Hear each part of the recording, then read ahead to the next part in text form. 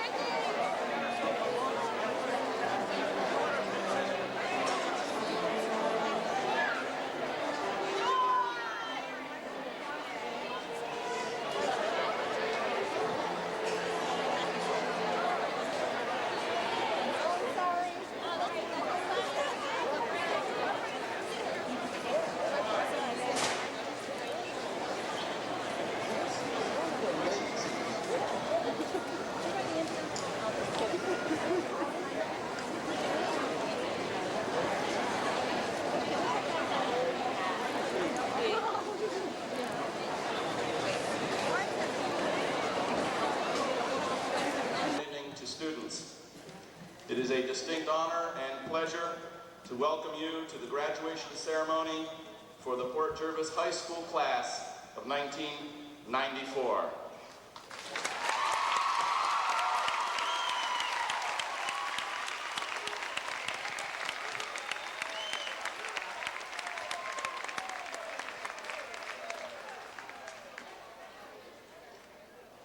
The graduating class has voted to open our observances tonight with a prayer of thanksgiving for this evening's ceremony. I would ask that Mark Young and Matthew Zachariah come to the podium at this time, please.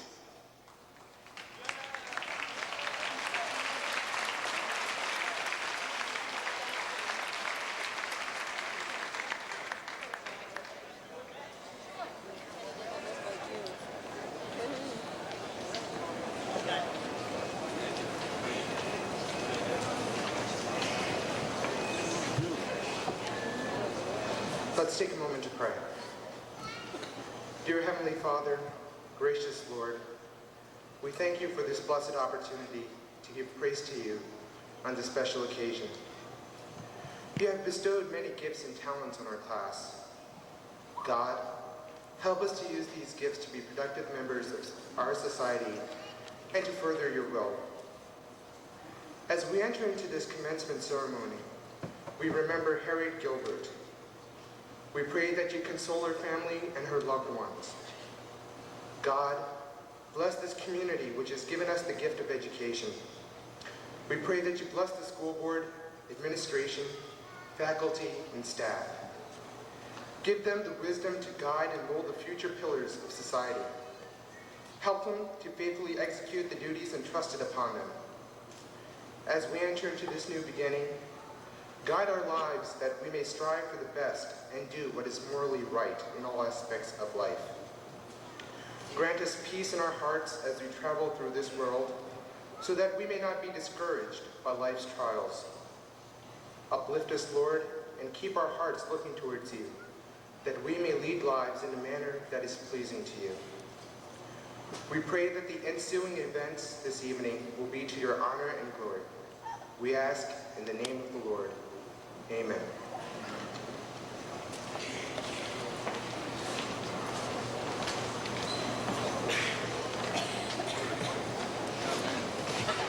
Thank you very much, gentlemen.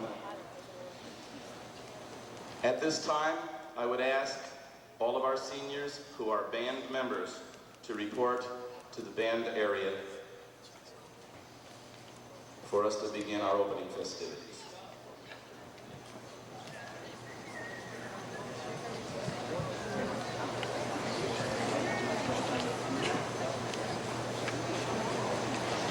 The chorus also, forgive me.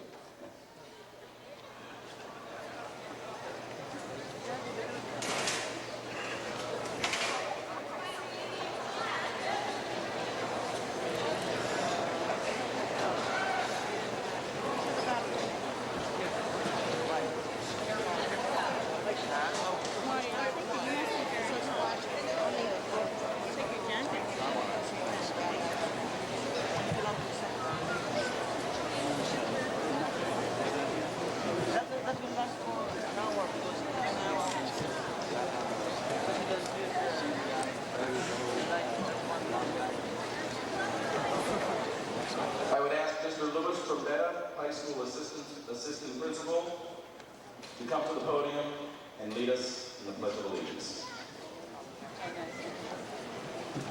Good evening. Please stand for the pledge and remain standing for the national anthem. And to the republic for which it stands, one nation, under God, indivisible, with liberty and justice for all. Mr. Pacer.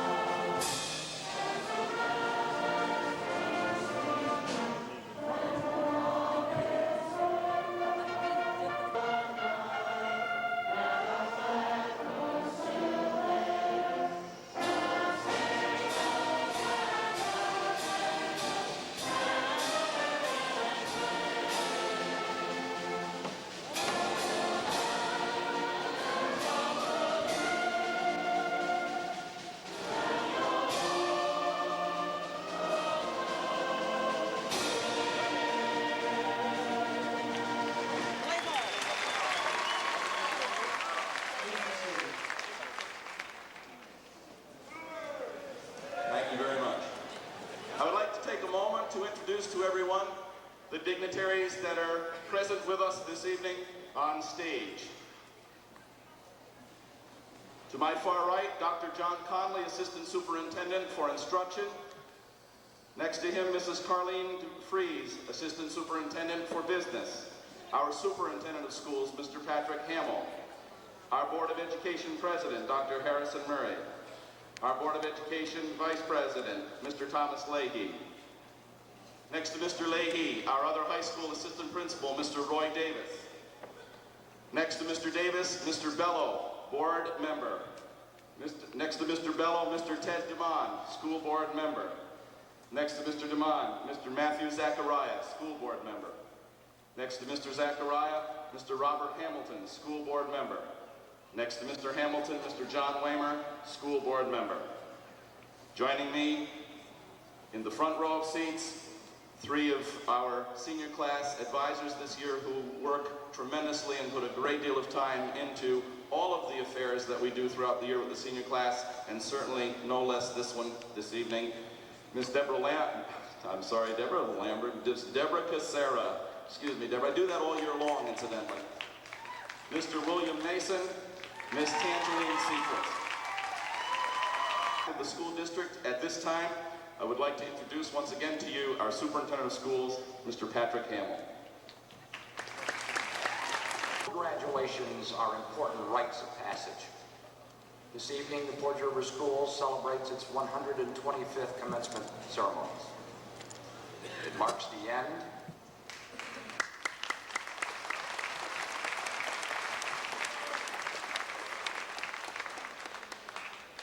of opportunities for our students to excel in scholastic achievement, sports, extracurricular activities, including the arts, both drama and music. We wish our graduates well, that they will pursue additional education, that they will be productive and good citizens, that they will be responsible and caring adults, and that they will be successful in all that they undertake. And I've chosen for you tonight 5 disconnected of my favorite quotations. The first one is by the American journalist Sidney Harris. He defines a cynic. A cynic is not merely one who reads bitter lessons from the past. He is one who is prematurely disappointed in the future. Don't be a cynic. Another one of his quotes is that the primary purpose of a liberal education is to make one's mind a pleasant place in which to spend one's time. The third one is also a Sidney Harris quote. And he says, the commonest fallacy among young women and men is that simply having children makes them a mother or a father, which is as absurd as believing that having a piano makes one a musician. The one I like best, from William Walsh, the English poet, one that I've always enjoyed, says, a lover forsaken a new love may get, but a neck once broken can never be set. And the last one I want to share with you is another one of my favorites by Mark Twain, otherwise known as Samuel Clemens, and he said, soap and education are not as sudden as a massacre, but they are more deadly in the long run. We thank you for coming. Thanks for all the support that the parents have given these students. And I ask the graduates to thank and appreciate all the community has endeavored to provide them and to respect their heritage. And I wish them every continued success.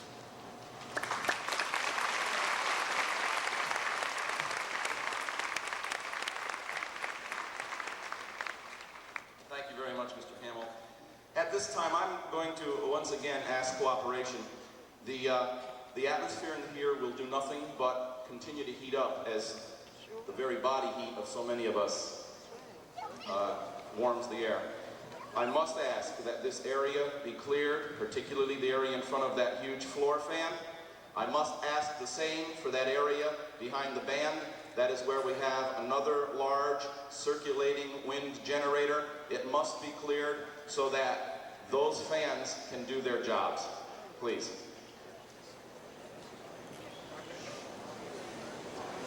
I would ask the same for this area here with that pedestal fan.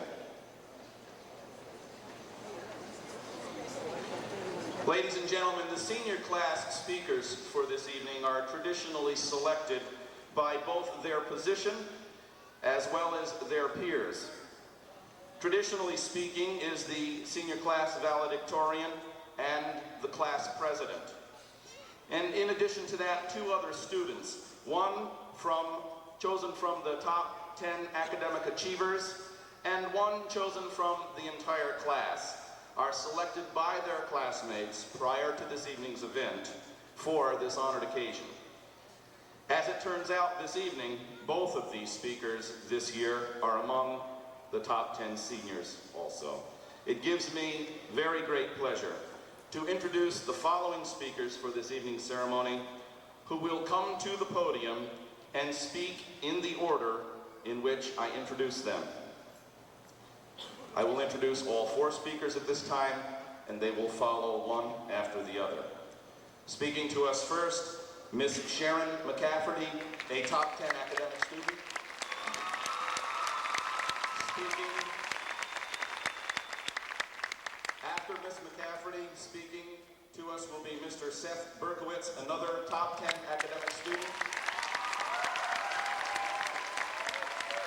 Following Mr. Berkowitz will be Mr. Marco Matute, our senior class president. And our final speaker for this evening will be Mr. Andrew Schwartz, our 1994 senior class valedictorian.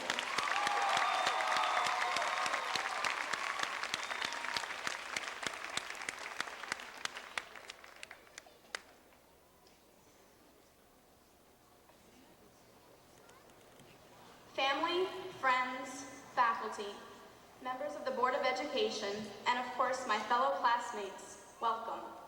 This is it. The end is finally here. The time we have been waiting for that we thought would never come has finally arrived. I can't believe our high school career is over. Today marks a new beginning, a time to start over again, venturing into unknown places. And I promise I won't keep you from those new experiences by babbling on. Ever since we started high school, we have heard over and over again what kind of world we would encounter upon graduation. We were constantly told what a heavy burden it would be to survive in the real world, and how hard it would be not to goof up at some point. Yes, we will be entering a world where people are living in boxes on the streets and dying of diseases that have no cures. A place where our trees and animals are slowly disappearing because people just don't care. We were told that we couldn't compete with other countries in math and science, and our country was falling behind, slowly but surely. What discouraging things to tell the future of America. But have faith, they said, because things are bound to turn around. Of course they are, because my class, the class of 1994, is entering into that horrible world of animosity and despair, ready for any challenges that we may encounter. We are entering into a world that is in desperate need of fresh ideas from some bright, energetic kids who are ready to do whatever is necessary to change those things. It is our turn to shine, to turn those things around. Today, as Maya Angelou has so eloquently said, the horizon leans forward, offering us space to place new steps of change. The people of the world may not willingly move over, but there is still room for each and every one of us to make our mark on the world. It is our time to restore a feeling of hope and bring pride to our families. This may all sound very selfish, but it's time for us to do things on our own, to take matters into our own hands. We are finally able to go to the bathroom without a pass for the first time in 6 years.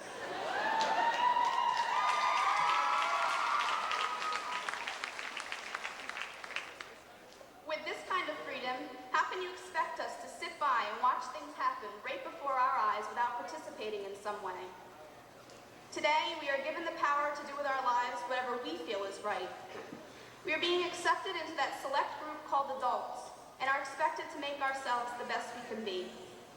I have great confidence in every member of my class that this expectation will be fulfilled. Later on, many of us will say goodbye to a lot of people we may never see again. All of us will make new friends and learn new things. Try not to forget the old friends because no one can replace them. And never forget the old things you have learned because that knowledge is what you must build from. Wherever we end up, I know I will always remember my years spent with you all. Well, the time has come to say goodbye. Go out into that so-called horrible world with confidence, hope, a smile, and all the memories you have from these last 4 years. Fill the space made for you in the horizon with dignity. Make your mark on the world. It doesn't matter if it's a scratch or a canyon, just make sure you do it.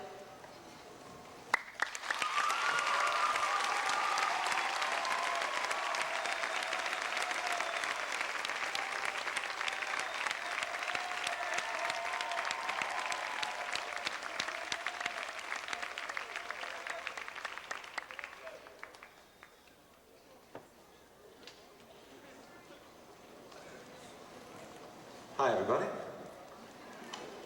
All right. I'm not young enough to know everything. Sir J.M. Barrie. Truer words have never been, well, Roy Blount Jr. may have reached even higher echelons of truth with a statement that scrambled eggs should never be assembled in that-sized proportions. Unfortunately, such a noble concept is not easily stretched into 5 minutes or could even be deemed appropriate for a graduation speech. So I move back to my original source. Here's a quote that embodies our American cultural concept of the self-righteous, all-knowing teenager. Many students would identify it as their parents' inability to partake in and appreciate their vast wisdom. Many parents would identify it as their children's inability to partake in and appreciate their vast wisdom. Now, we all admit that this exists, right? I hope so, or else I'll be ad-libbing the rest of my speech on scrambled eggs. Well, of course it does. This is the magnificent fodder for such a refrigerator door wit as the ever-popular Xerox copy of Teens, Act Now, Move Out, Get a Job in Your Own Apartment While You Still Know Everything. I've seen that around a lot lately. It's the safety valve that lets the steam out of a youth's impassioned argument, as it can easily be dismissed as mere teenage behavior. That one really gets me. It is a brick in the shelter where the older generation waits for the young to realize that we have absolutely no idea what on earth we're talking about. Now I will now, with a teary eye, concede a partial victory. It truly does happen. Many of us do realize that we've been incorrect in our thinking for many years. Some of us have already been struck. Some of us this very moment. Some next Tuesday while pondering the ingredient list of your morning bowl of Cocoa Puffs. There's knowledge waiting for you and me, lurking in shadows, across interstate highways, within college classrooms, within your parents' memories, that can turn our world upside down, completely changing our concept of life and living. We could remain geniuses if it weren't for the actual experiences that challenge our personal myths. But no, you read a book that spouts ideas you never considered. Your best friend is pregnant. You spent years in training, but you can't find a job because of structural unemployment. These are the things that change liberals into conservatives and even back again. They turn pro-choicers into pro-lifers and turn you into what you thought you most despised. What happened to me about 2 years ago? Now, though I don't wish to pigeonhole life into political ideologies, it served some purpose here. I was liberal, plain and simple, and I was supposed to be. Winston Churchill said something to the effect that if you're young and are not liberal, then you have no heart. But if you're old and not conservative, then you have no mind. Well, to make a short story long, I was suddenly faced with evidence and arguments contradicting all of my beloved ideas. Fair enough. But just as I again reached an even keel, I was smacked in the face by information contradicting that which had already contradicted me in the first place. Well, so where do I find myself? I'm chock full of facts, slants, positions, without fully believing in many of them. Position I believe common today. A quagmire of admirable proportions swirls through my brain.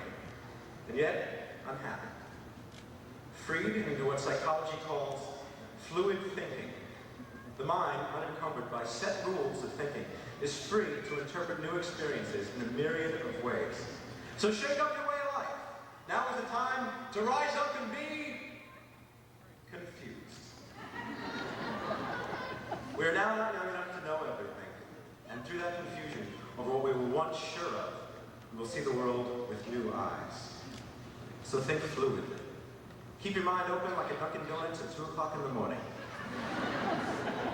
There is much to be done in this world. And who you are right now will change precisely because of all that you're going to do. I mean, it's pretty amazing how the mind can change so dramatically, it almost can't believe how it used to think only a short time ago. But every change, excluding those of a sociopathic nature, is an improvement, as it is a result of upholding the virtue of thought. So welcome it. Use your mind, and don't be afraid to challenge that which you have held most sacred. If true, you will only emerge stronger. One thing I believe, no God should punish you for an excess of thought. Well, the truth is out there, my friends, and I am out of here.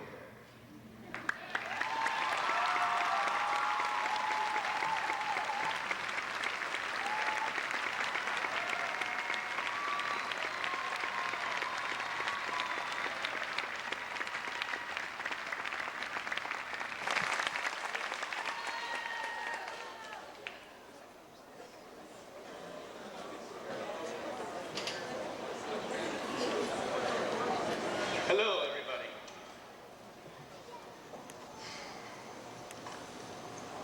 Good evening. I hold the world, but as the world, a stage where every man must play a part. Act 1, Scene 2. Pretty good so far. It's an interesting plot. A good mix of happiness and sadness, joy and pain. It seemed too intense to be fiction. And oh, what a cast.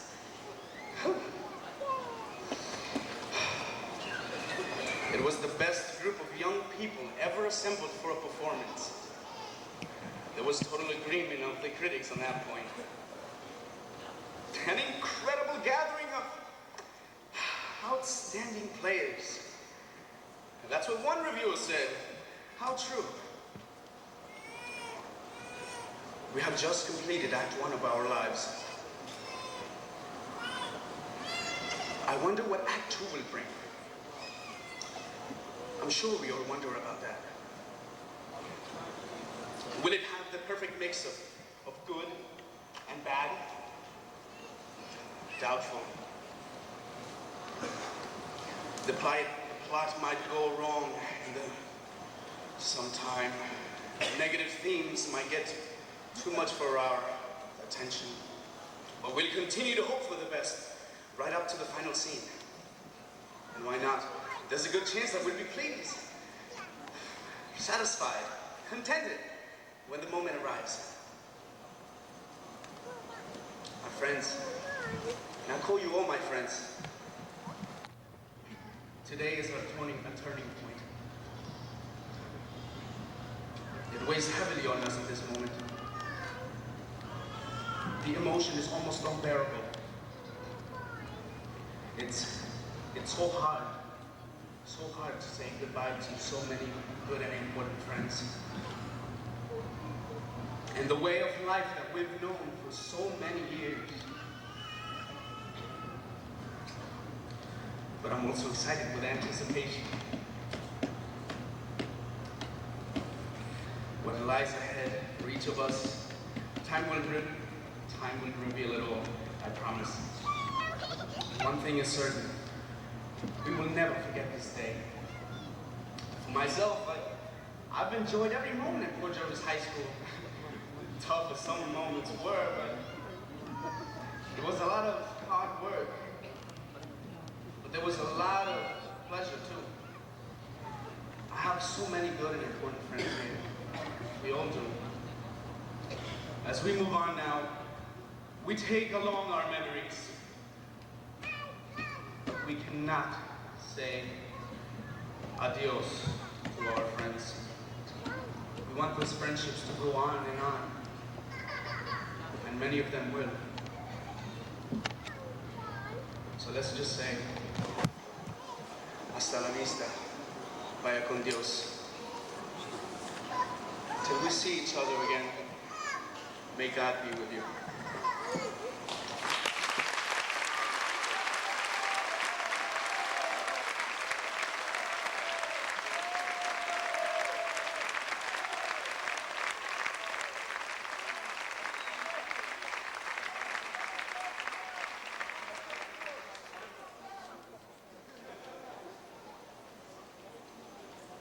Thanks.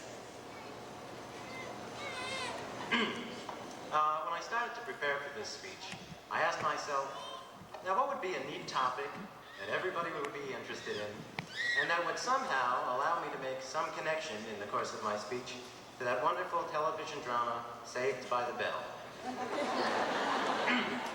Well, I couldn't think of one, so I decided I'd make a speech about good and evil. So, let's get to it by first figuring out what is generally accepted as good. Well, we're usually told that we should put the interests of others before the interests of ourselves, right? In other words, we should sacrifice our own interests to the interests of others. Now that's why a student's selfless service to the community is considered noble, while a businessman's desire for profits is considered fairly evil. Unless, of course, he intends to give those profits to charities.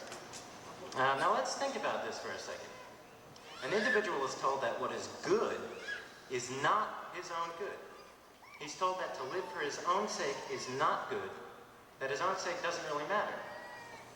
You know something? That doesn't make a lot of sense.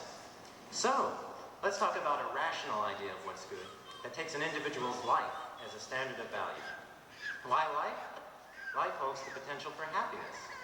And if you've ever been happy, you know that that is worth living for. Is it possible for an individual to live for his own sake without sacrificing himself to others, and without sacrificing others to himself? Well, of course it is. Take a look around you, and take a look at yourself. But to hear people talk, you wouldn't think so. We don't even have a term for the type of person who lives a self-sufficient, independent life. The word selfishness is taken to mean disrespect for the rights of others. Egotism is taken to mean boastfulness. But a self-sufficient man would never disrespect or violate the rights of others, and he would certainly have no reason to boast. It's easy to understand why no one needs to be sacrificed if you understand this. To live means to produce. If you want to live, you've got to produce. There's just no other way to do it. In primitive times, if you wanted to live, you'd have to grow food, or you'd have to make weapons and hunt it. You'd have to build some kind of shelter, make some kind of clothes. You'd have to produce. Now, the cool thing about civilized society is you can specialize in producing a certain thing and then trade it to other people for things they've produced that you need and want. For example, I like music, so I'm going to specialize in it. If other people like and want my music, I'll trade it to them for stuff they've produced that I need and want, like food and clothing and a basketball and a watch and some books and a nice apartment if I can afford it. Now, of course, I won't trade music directly for these things. I'll trade it for money, which I'll then be able to trade for the things I need and want. But the fact remains, to live, I'm going to have to produce. Now actually, come to think of it, there is one other way I could do it. I could live off the products of others. Although even here, my life would depend on the fact that others will produce.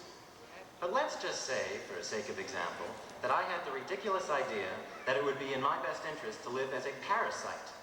All right, there are two methods by which I could live off the products of others. First, I could steal, but that's pretty blatant and most people are offended by it. A much more subtle way for me to do it would be to convince the people who do produce that they have no right to the stuff they've earned. that they have no right to their own lives, and that it is their moral responsibility to hand over what they've produced to me because I haven't produced it. If I could make the producers feel guilty for producing, I wouldn't have to steal from them. They'd hand over their lives to me voluntarily to escape from guilt. That's a pretty neat trick, huh? Well, I say it's a pretty evil trick, and it's a trick that a lot of people aren't catching on to. I say it's evil because I believe an individual has the right to his own life, which means that he has a right to his own property. In other words, he has a right to keep what he earns. But property rights are taking a pretty heavy beating today. Just look at the issue this way. In primitive times, would anyone say that a man had a right to grow food and make clothes, but he didn't have a right to keep and eat the food he grew or wear the clothes he made? Would that be ridiculous? Well, the issue is the same today. It's just as silly to contend that a businessman has a right to produce and sell a product, but he doesn't have the right to keep the money he's earned. And it's just as silly to contend that a working-class American has the right to trade his labor to an employer for wages, but doesn't have the right to keep the money he's earned. Some people say, but those people don't need all of the money they've earned. Well, so an individual has the right to live at the bare level of survival, but no more than that? Now ask yourselves if that idea is motivated by humanitarian concerns. If you've ever wondered why America has always been the country foreigners want to immigrate to, why America's citizens, at all levels of ability, have always boasted the highest standards of living in the world, it is precisely because America was based on individual rights. It was based on the idea that men should deal with one another not as sacrificial animals, but as traders. The social system that made these ideas realities was called capitalism. It was a system of free trade on an open market in which the government's only function was the protection of individual rights. How do you protect individual rights? Well, that's pretty easy. You ban the use of physical force in human relationships. You've got the police to protect men from criminals, the military to protect men from foreign invaders, and law courts to settle disputes among men according to objective laws. Now, that's certainly not what we have today, and you can see the effects. Government restrictions on trade and production through taxes and regulation are making it almost impossible for the country's poor to raise themselves and better their conditions. And they're making it harder and harder for average Americans like us to make a living. Now, don't cheat yourselves by saying that because our government is elected by a majority, anything goes. The fact that somebody is supported by a big gang does not give him the right to violate the rights of other individuals. A clear illustration of this principle, Adolf Hitler was elected by a majority. Every political system is based on a system of ethics. Capitalism is based on an ethics of rational self-interest. Communism, socialism, fascism, and any other form of statism are based on an ethics of sacrifice. America's present mixed economy is based on nothing in particular, except the notion that anything goes as long as a whole bunch of people want it to go. I guess I'm still young enough to know everything. Look. I'd like to make something perfectly clear at this moment. I am in no way opposed to benevolence or goodwill, and I am certainly not opposed to respect for the rights of others. Benevolence and goodwill are recognitions of the greatness of life and of human beings' potential. What I am opposed to is sacrifice, which comes from the idea that men's lives are fodder to be used for everything but their own happiness and damns man to a life of misery and despair. If you have any doubts about this, just look at the world around you. There can be no benevolence or goodwill among men who regard each other as sacrificial animals. Now, if you're wondering why I would be so ridiculous to go through the trouble to come up here and make such a fuss, here's the reason. I'm hoping that I've made a few of you think, and I'm hoping that maybe after you think, your political views will be more in line with capitalism and freedom, always remembering that they are based on an individual's right to live for his own sake, neither sacrificing himself to others, nor sacrificing others to himself. But for your own sakes, if you take nothing away from this speech, I'd like you to remember this. When you do well at something, when you earn something, don't feel guilty because other people didn't earn it, or because you're not giving everything you earned to people who didn't earn it. When you succeed, you should feel nothing less than a sense of pride. Pride that you can effectively live your life, and pride that your life is worth living. Because you, my friend, have chosen to be. Thank you very much.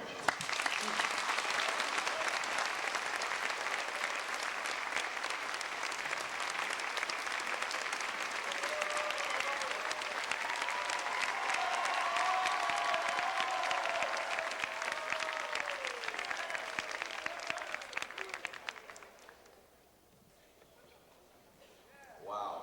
In fact, wow, wow, wow for all four of those.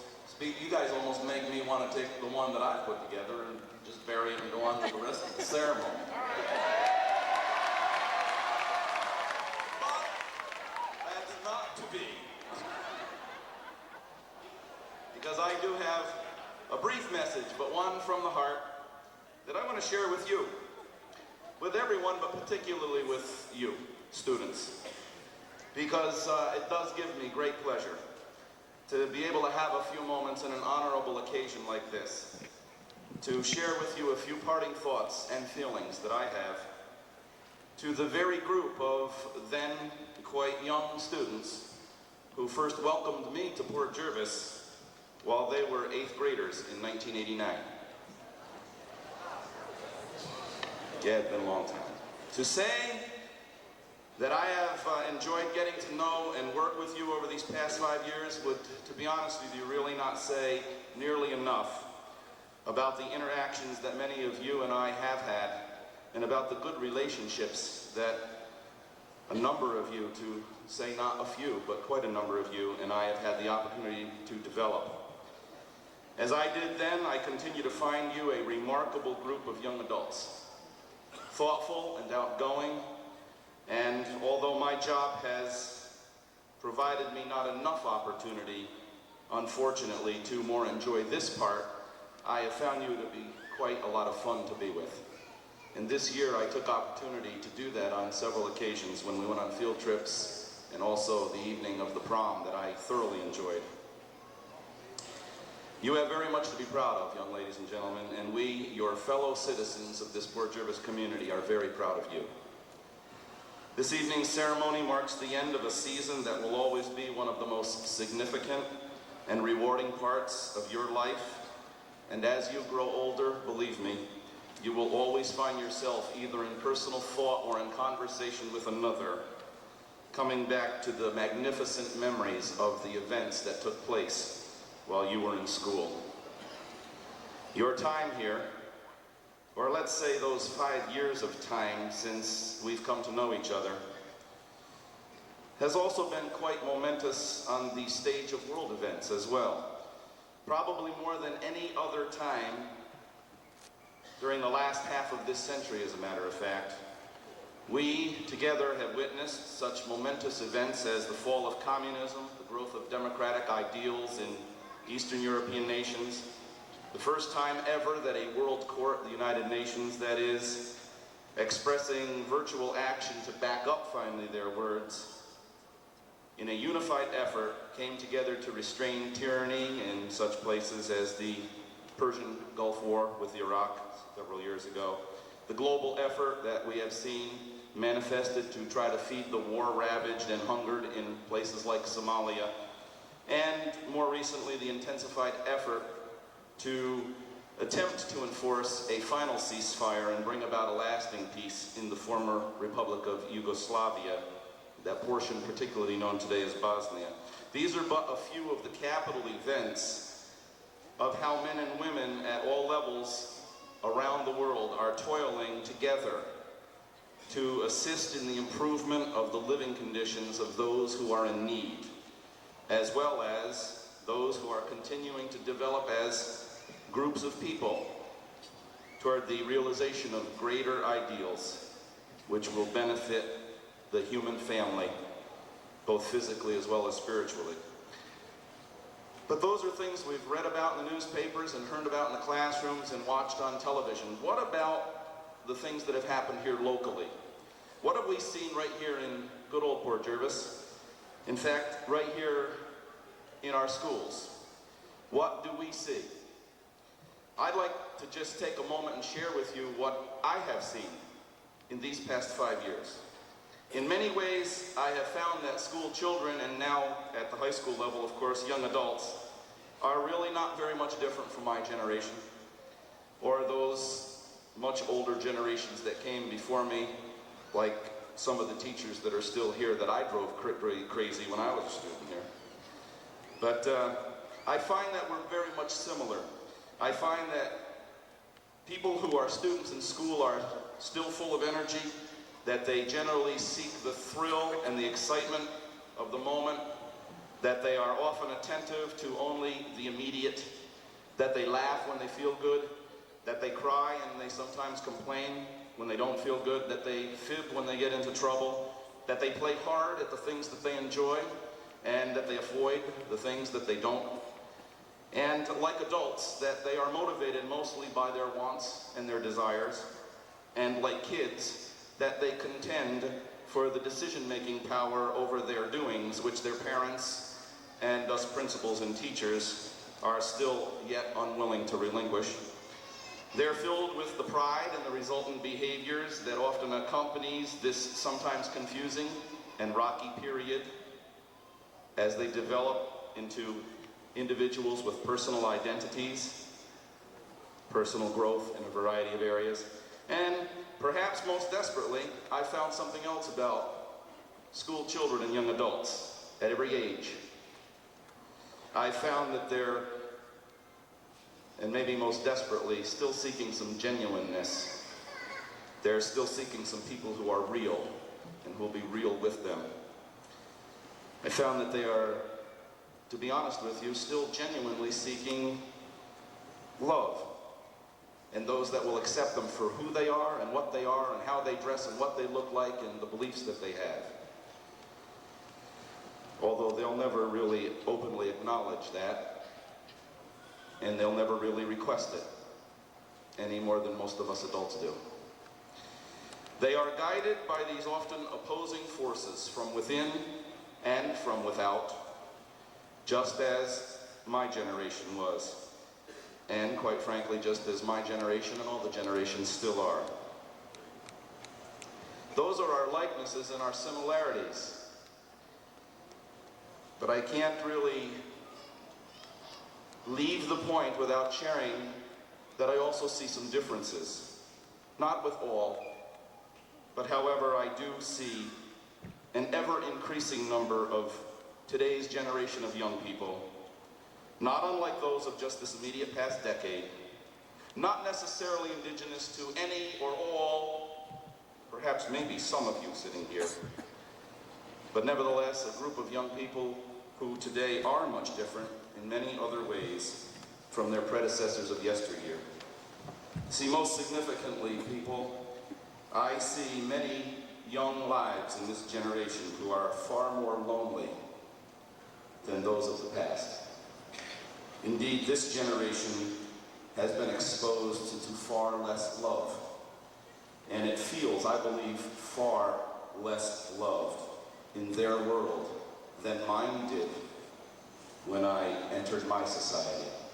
Too many of your peers have had far less nurture and far less support in the most basic and essential areas of need in the human heart, as well as body, and their minds, too many times, have been trained up and have had imparted to them a system of beliefs and values that, tragically, have left a void in finding and in their determining the unfathomable true depths of their own personal value and purpose as human beings.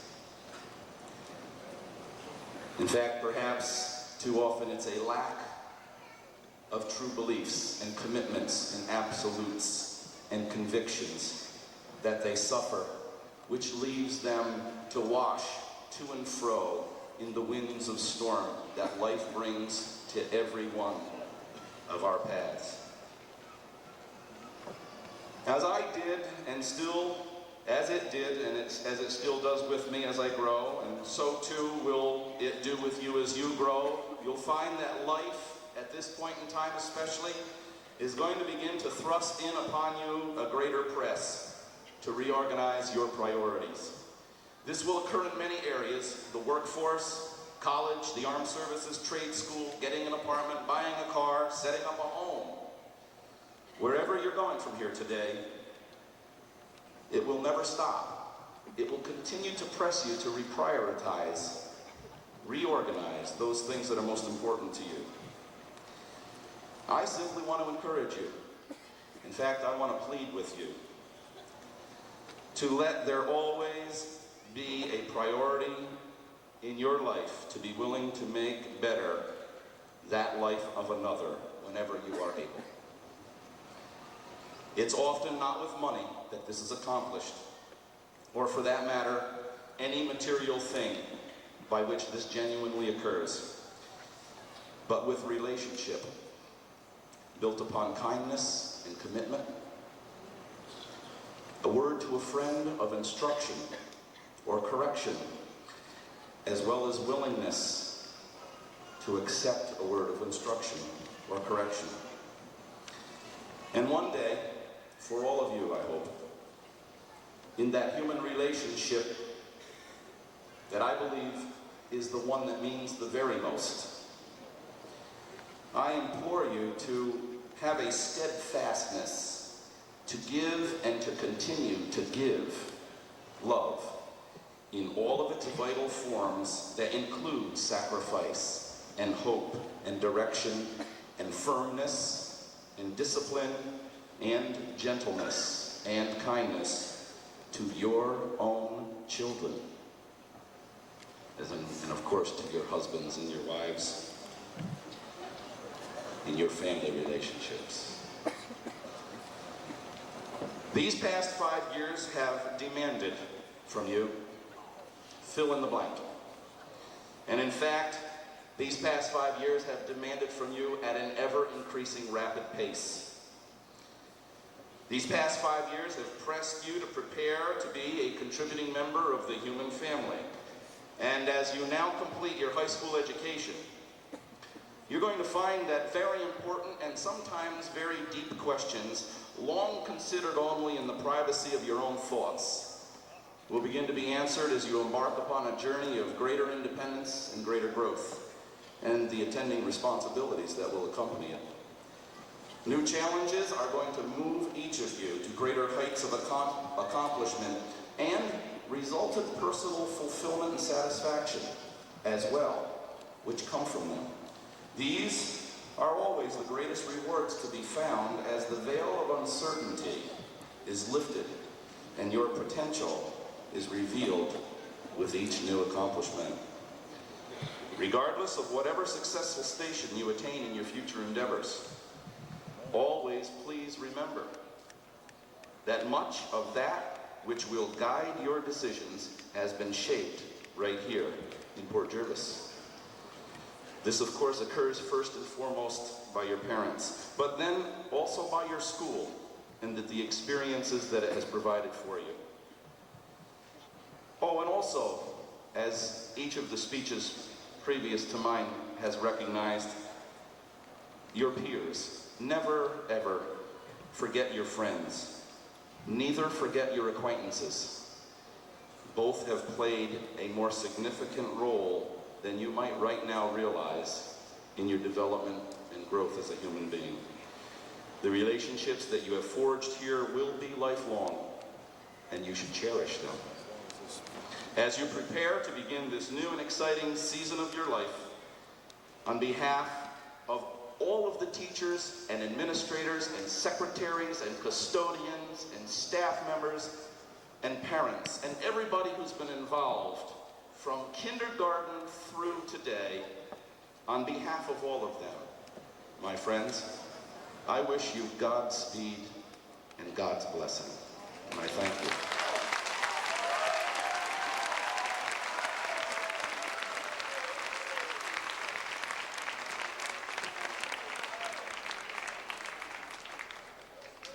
At this time, there will be a musical interlude provided by the Port Jervis High School Band under Mr. Pacer's direction. Senior band students, would you please take your positions I thank you. The title of the selection for this interlude, and the chorus as well, but no, this is band only, forgive me. The title of this selection is United Nations March.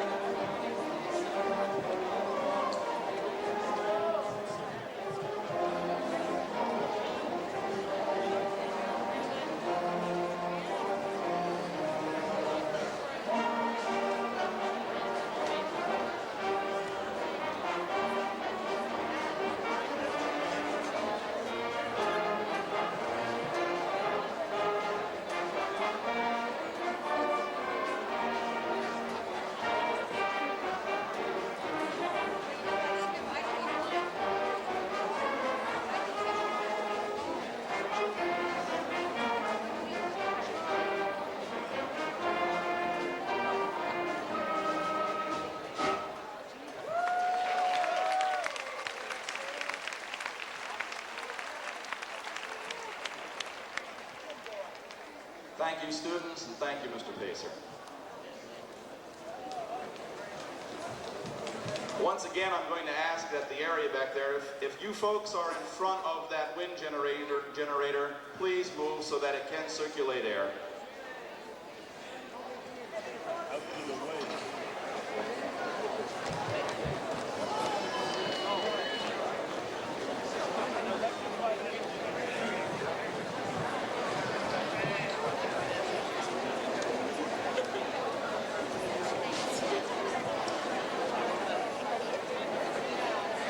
Ladies and gentlemen, if I could have your attention, please. It is at this time, Mr. Hamill, Superintendent of Schools, that it is my duty as the principal of the Port Jervis High School to certify that the seniors assembled before us this evening have indeed satisfied all graduation requirements prescribed by the Board of Regents, the Commissioner of Education of the State of New York, and the Port Jervis Board of Education. It is a distinct honor and pleasure to present to you the graduating class of 1994.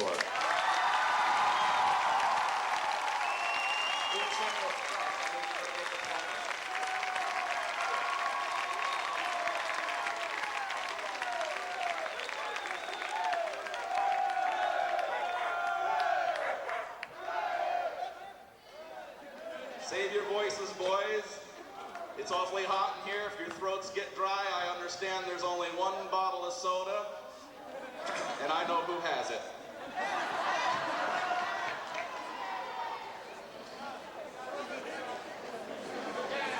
Ladies and gentlemen, before we call up the graduates, and we really do need, especially since we're inside this evening, your strict adherence to this, we would like to mention that off to my right, your left, as we generally do outside, we have provided an area for photography. Of course, it's a much smaller area because we're inside. It's important to us that every parent has an opportunity to take a picture of their graduating senior as they're on the stage and as they're descending the steps. So I'm going to ask that, in fairness to everyone, as soon as your picture taking of your senior has taken place, please vacate that area, making room for someone else. At this time, I will move to the podium to my left, and from there, I will begin to call each name and introduce our graduates individually. Dr. Harrison Murray, President of the Board of Education, will present their diplomas.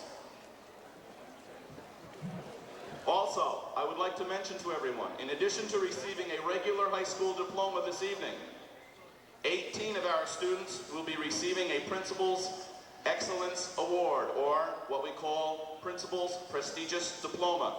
In order to receive the Principal's Excellence Award, a student must have met all of the following criteria. He or she must have maintained an overall cumulative average of 85% or better during all 4 of their high school years. They must have accumulated at least 26 units of credit in their coursework. 21 credits is all that is required for graduation. They must have been involved in at least 4 different extra or co-curricular activities. And this year, they must have completed a pre-approved school or community service project during the course of their senior year. I will announce each recipient of the Principal's Excellence Award as I introduce them to receive their diploma, and Mr. Trombetta, with the assistance of the high school senior class advisors, will help to distribute them along with the regular diploma they will be given by Dr. Murray.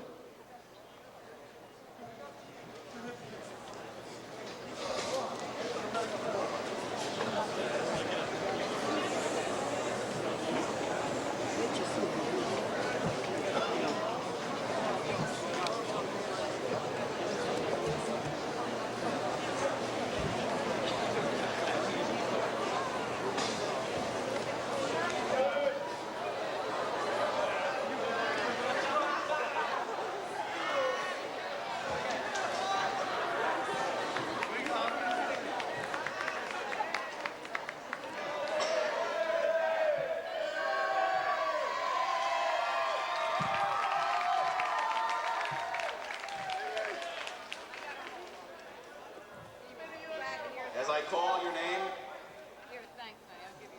please come to the podium to receive your diploma. Brian Michael Tye.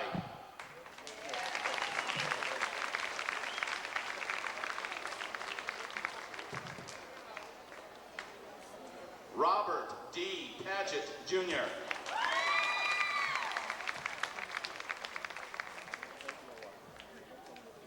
Jason R. Myers.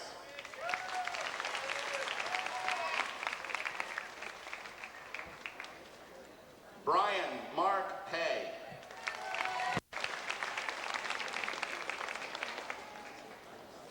Scott Allen Small.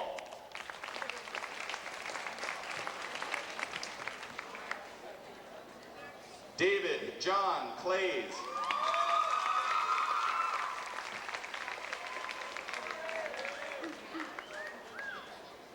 Warren William Blanton, Jr.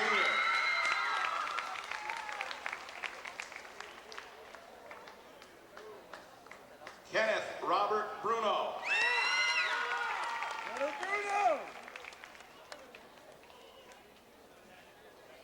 Andrew David Helt.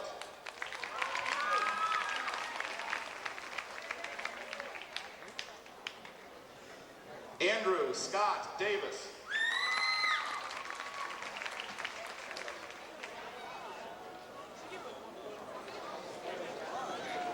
Christine Nancy Campana.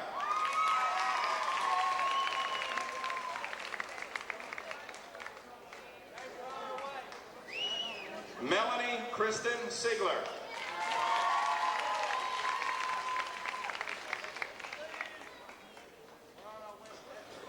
Carolyn Michelle Mary.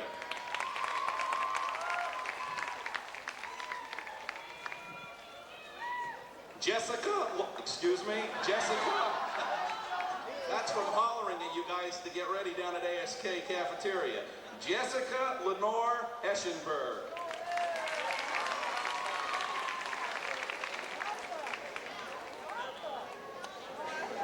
Karen Denise Blackman.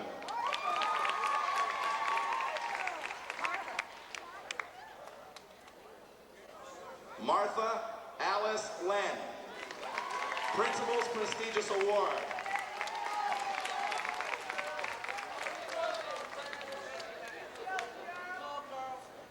Andrea Polish.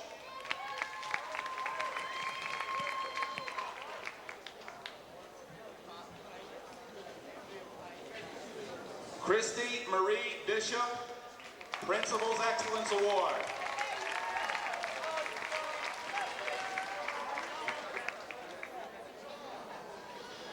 Jacqueline Elizabeth Brock, Principal's Excellence Award.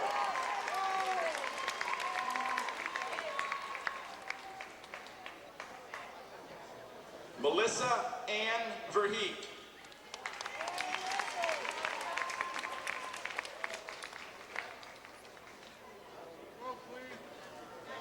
Kimberly Ann Forrest.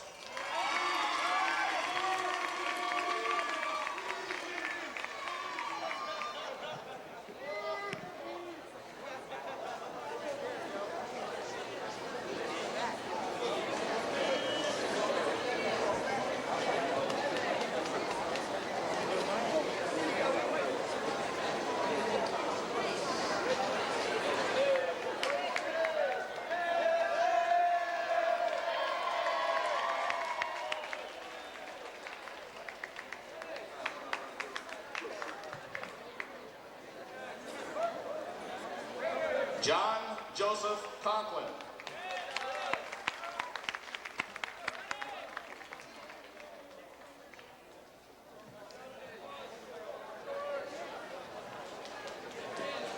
Emmanuel Lambert.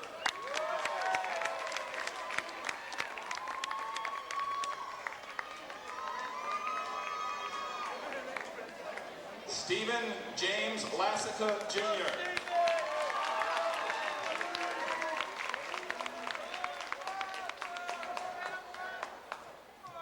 Randy Paul Ross.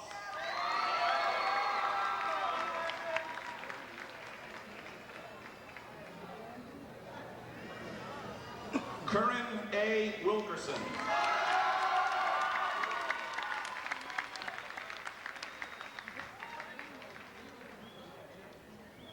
Jason Roman Fedorka.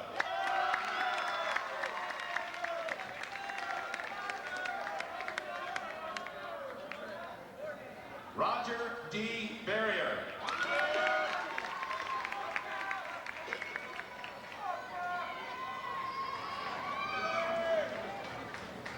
William J. Greenberg.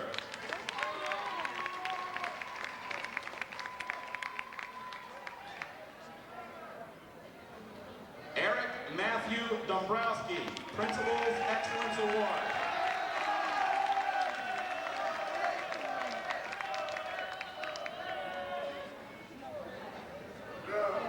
George Joshua Hernandez.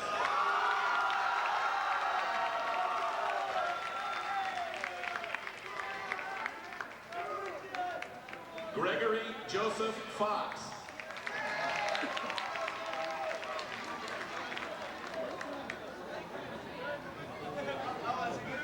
Melancthon Summers Spencer III.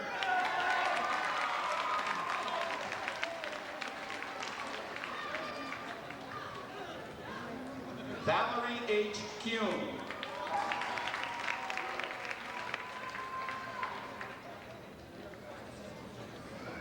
Christy Lynn Herman.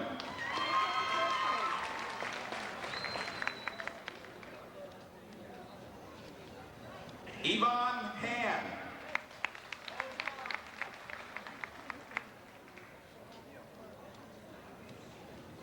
Amy Marie Tarbell.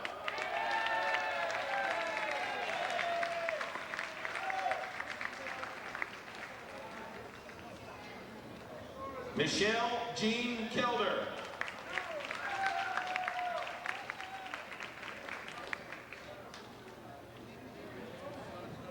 Jennifer Lynn Harford Principal's Excellence Award.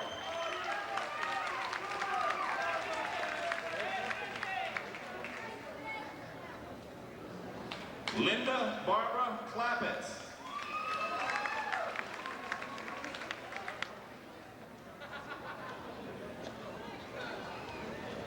Jennifer Lynn Lapriore.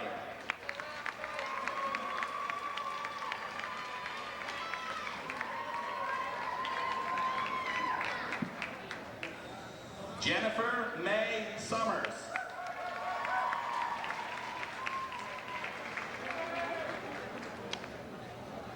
Jennifer Lynn Springwall.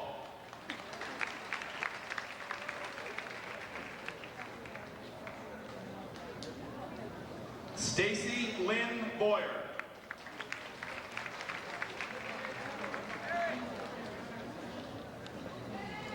Michelle Lee Brown.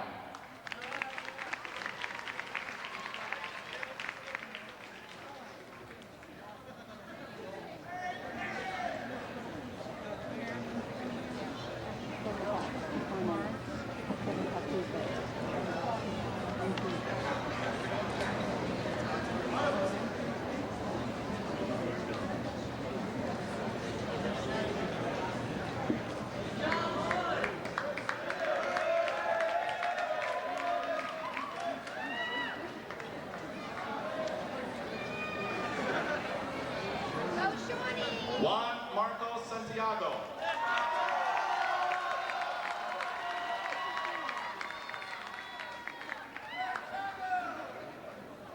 Davin James Etheridge.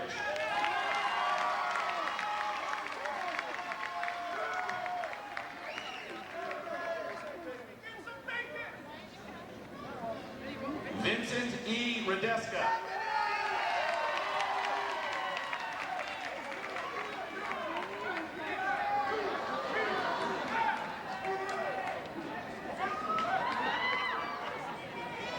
Ryan Scott Jones.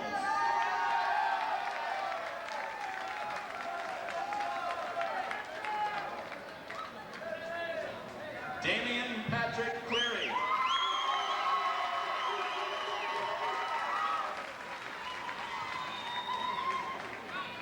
Sean Fairweather.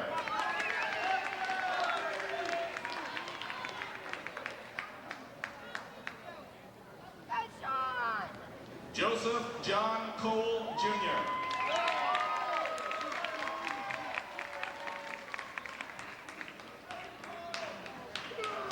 Jason Michael Kamar.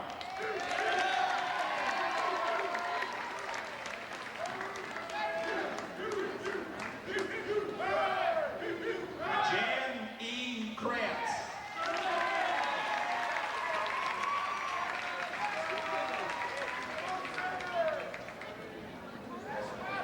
Suksava Panthabon.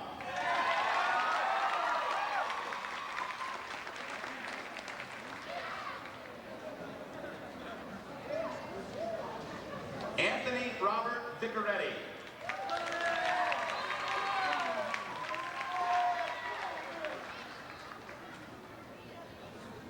Eric W. Dorcas.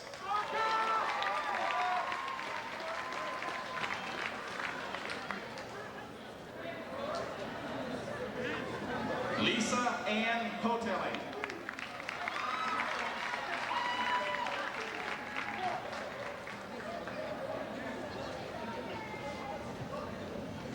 Kimberly Marie Brink.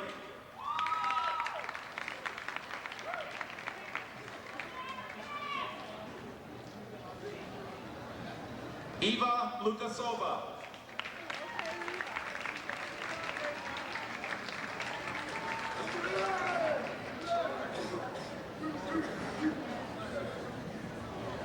Karen Lee McCreary.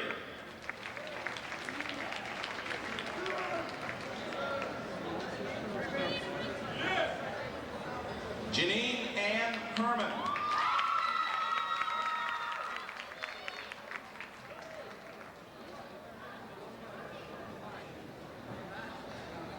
Lauren Marie Fisher.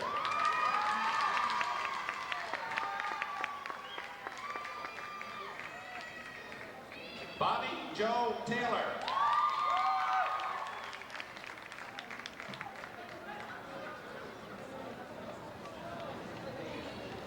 Angela Patricia Securo.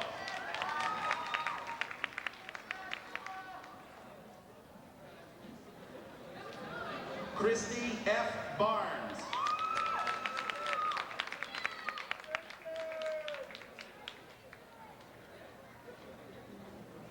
June Eileen Lemke.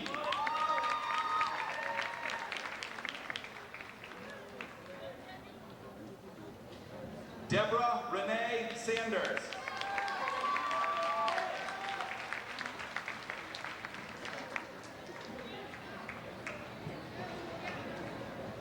Bobby Lynn Mance.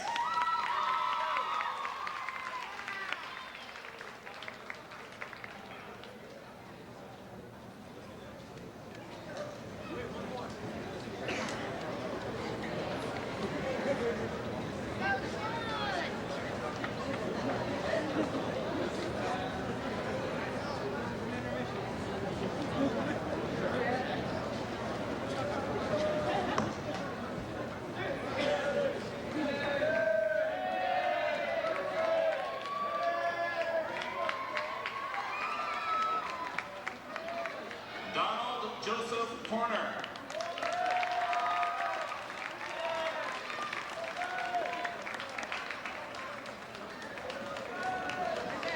Charles F. Dunning III.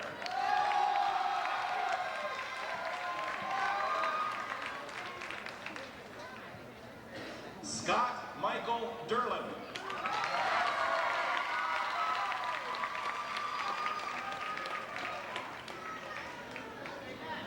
Keith Cromie.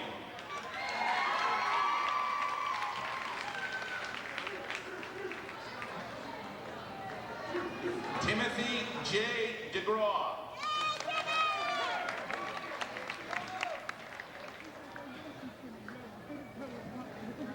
Matthew William Dorcas.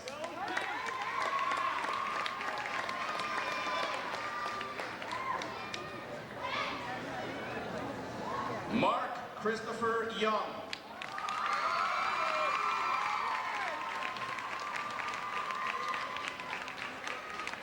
Principal's Excellence Award. Andrew P. Schwartz.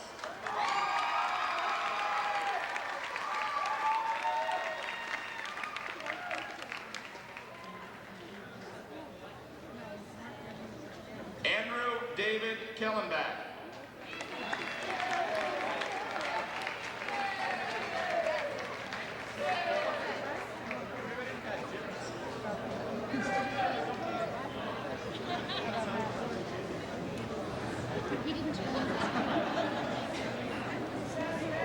Patrick J.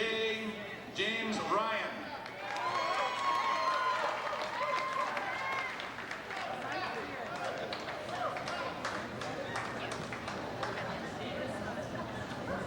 Michael Gary Spears, Principal's Excellence Award.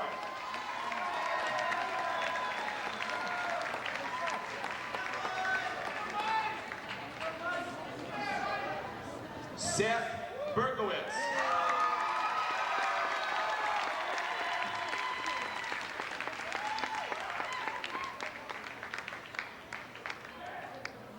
Erica Lee Steffens, Principal's Excellence Award.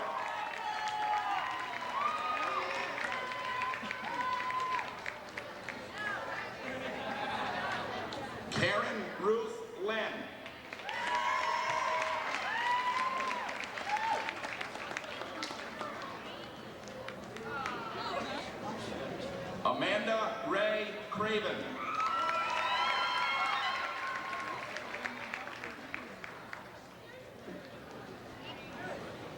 Melissa Ann Mallet, Principal's Excellence Award.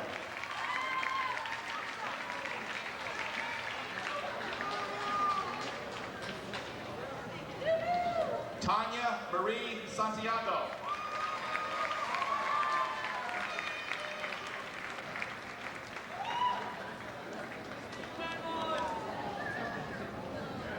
Jennifer Lynn Henn, Principal's Excellence Award.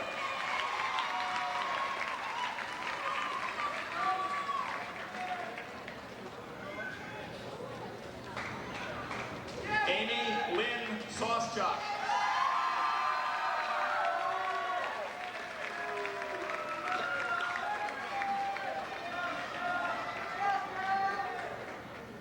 Amy Kate LaPriori.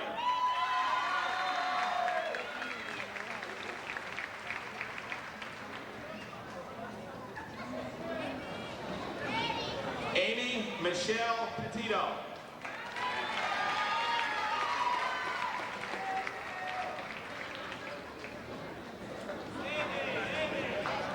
Sharon Eileen McCafferty, Principal's Excellence Award.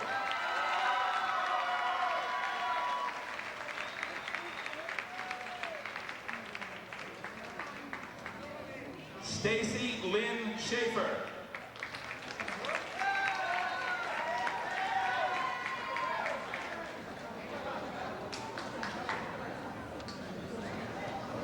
Joni P. Sinisi.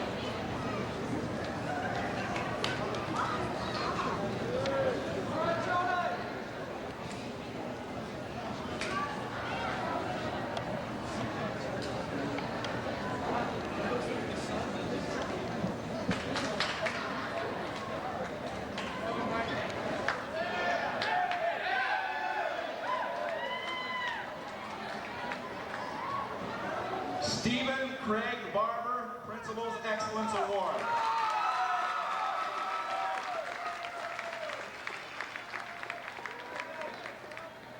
James R. Sisman.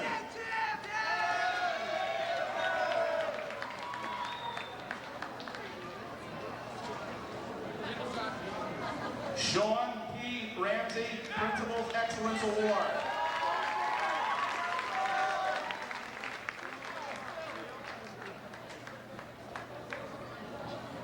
Armin D. Rothhauser.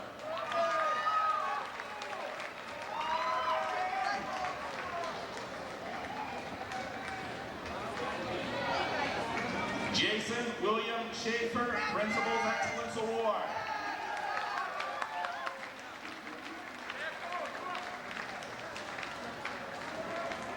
Daniel Glenn Cole.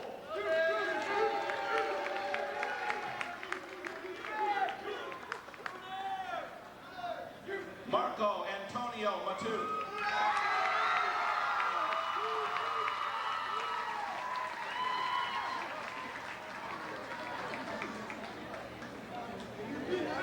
Brian C. Hammond.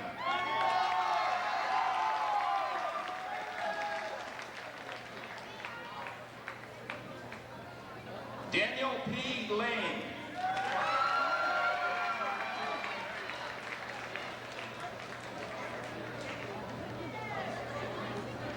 Richard Brendan Henn.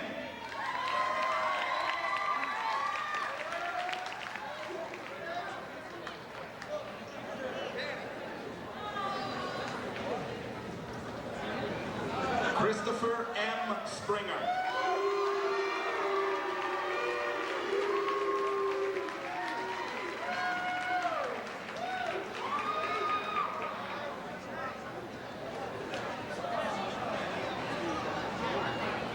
Daniel Allen Sproul.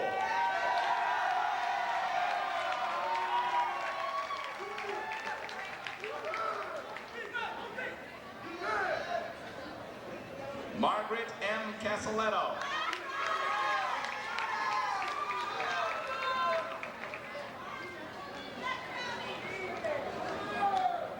Kimberly Ray Beaumont.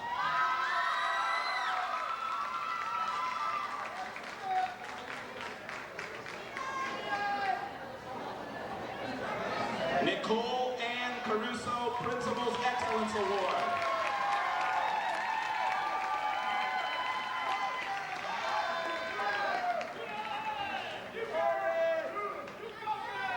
Jessica Lynn Pashuta.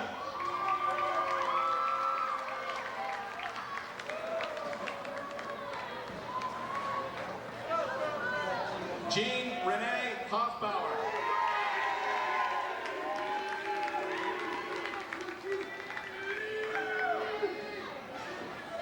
Elizabeth Renee Coxon.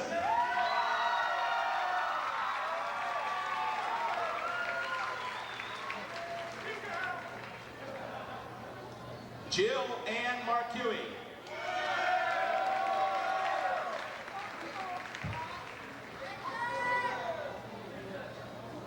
Heather Nicole Pepper.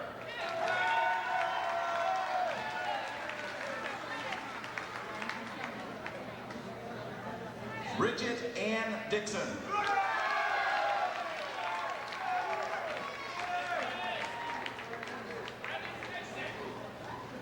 Charlene Dawn DeGroat.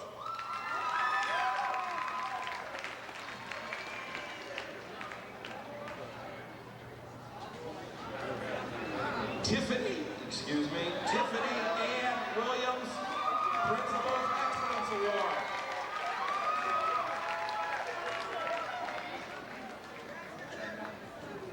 Jennifer Marie Leverage, Principal's Excellence Award.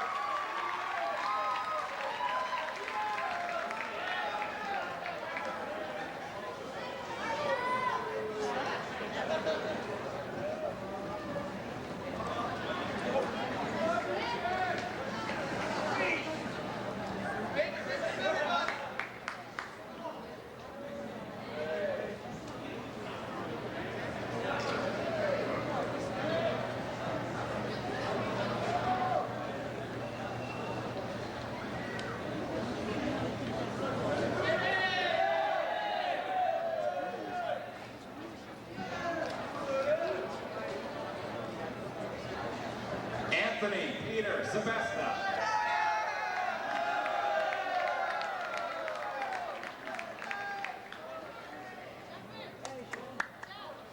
Stephen Padilla.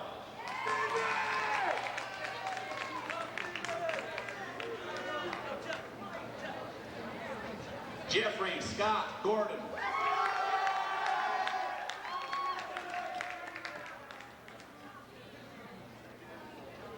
Sean Philip Marion.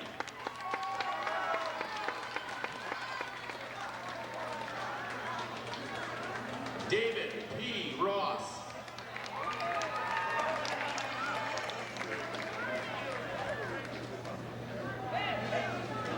Ronald F. Rost Jr.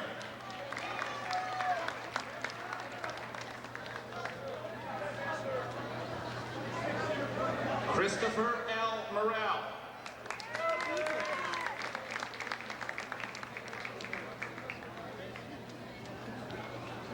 Rich J. Zala.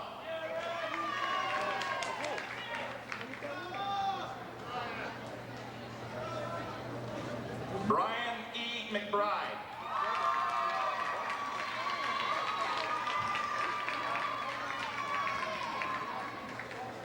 Joseph M. Giapone.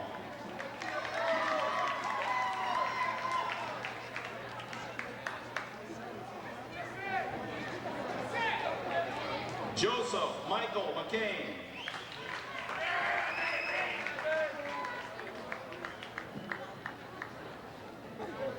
Adam William Hawkins.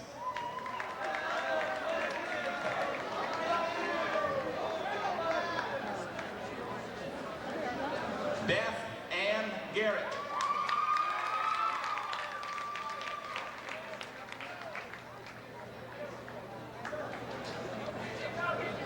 Heather Lynn Miller.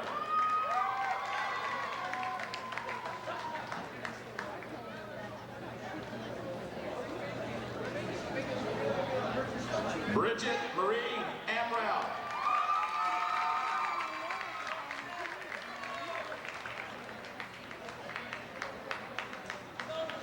Francine Caputo.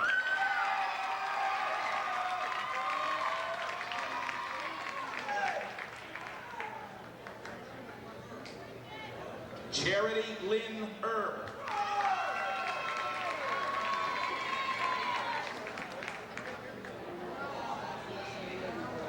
Tina Marie Ackerson.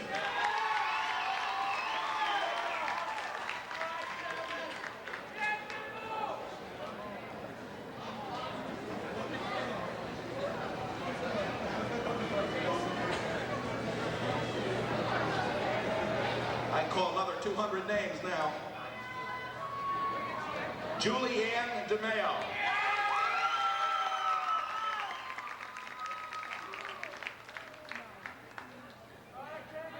Karen Ann Alekna.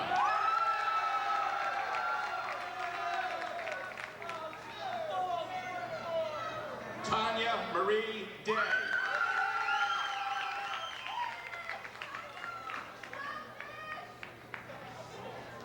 Patricia Annette Perego.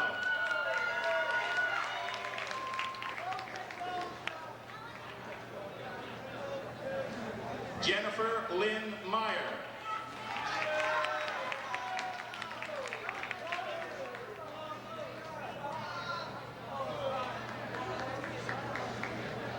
Johnny Sue Burke.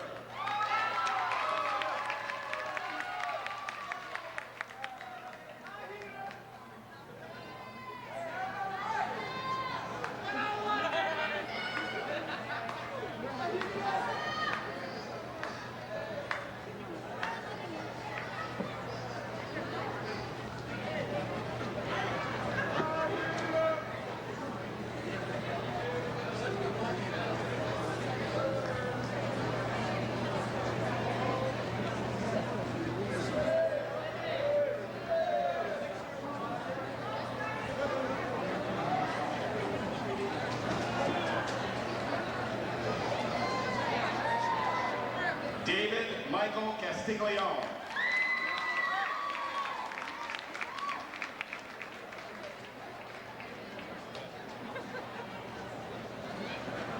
Jason N. Brown.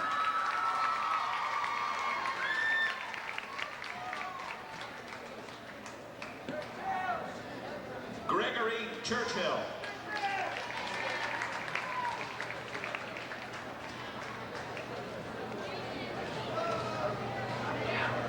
William P. Conklin, Jr.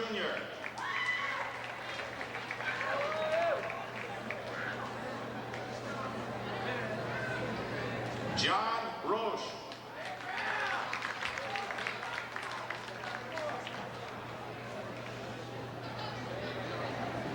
Scott R. Warden.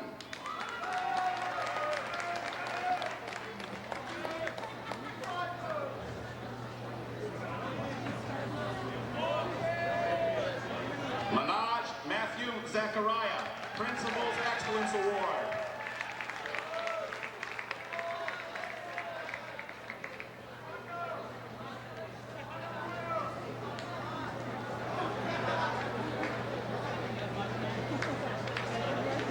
Damian Glenn Baker.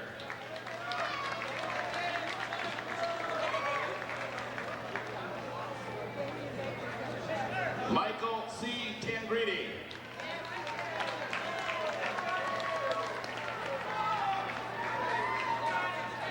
Joseph Anthony Colombo.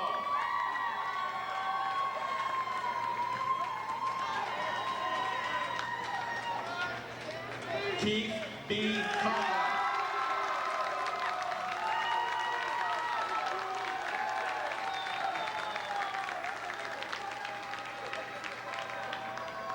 Augustine F. DeMarsico.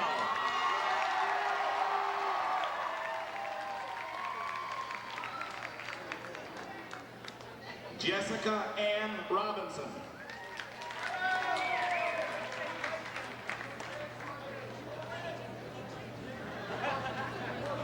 Shannon May Paulison.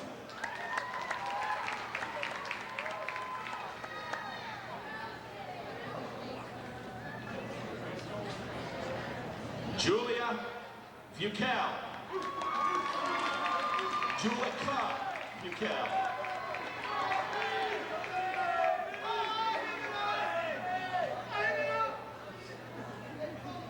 DJ Byron Birch.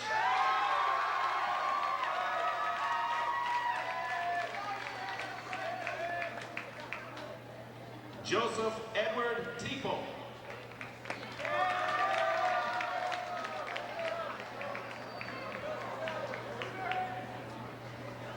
Bruce A. Kalin.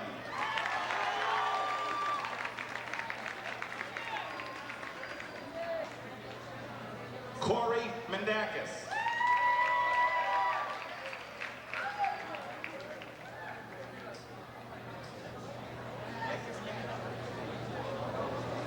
Fabian McCoy.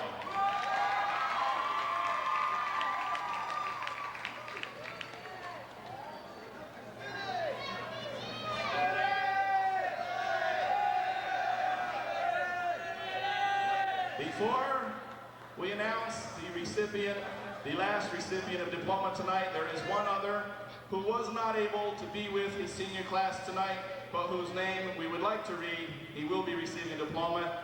Edwin Reed Page, and he is a Principal's Excellence Award winner.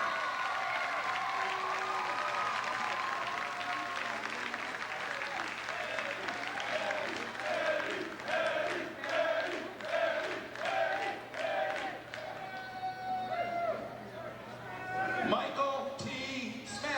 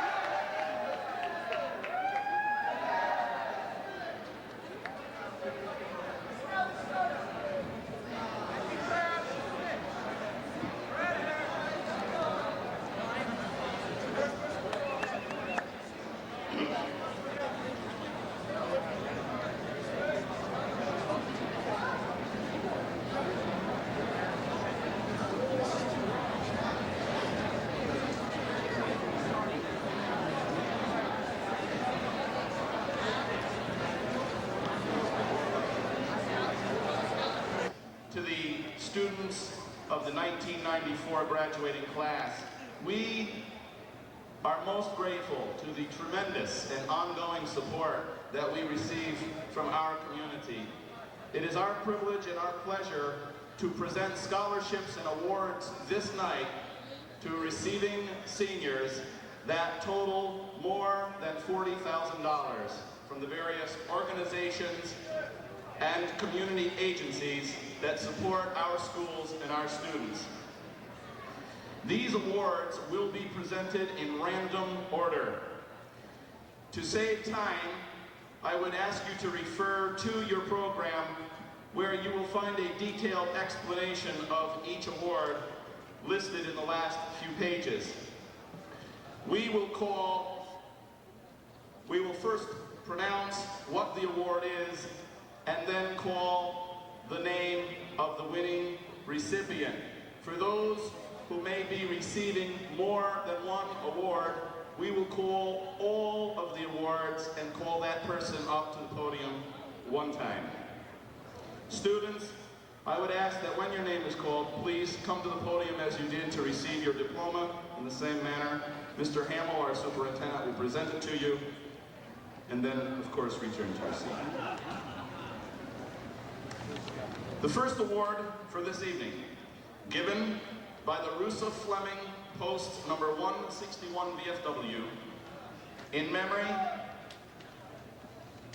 of Leo M. Sweeney, in the amount of $500, goes to Joseph Colombo.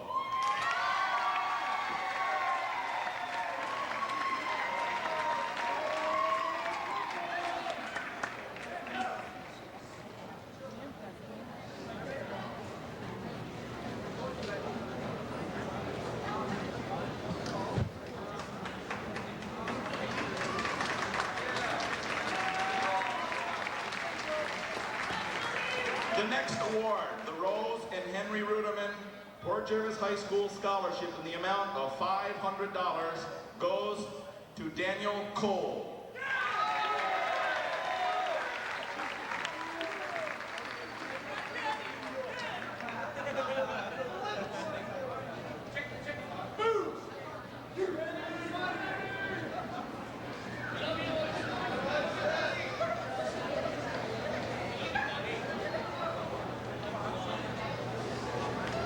The next award, the class of 1969 William Cleary Memorial Scholarship Award in the amount of $150, goes to Damian Clary.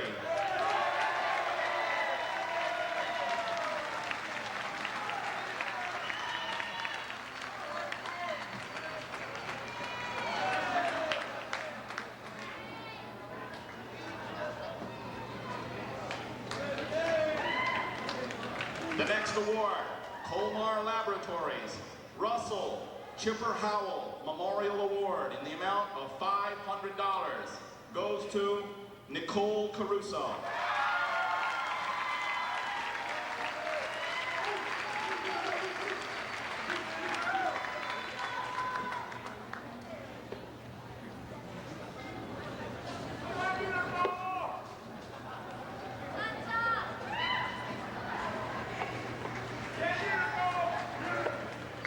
The next award, the River Valley Chapter number 33 Order of the Eastern Star in the amount of $100, goes to Christine Campana.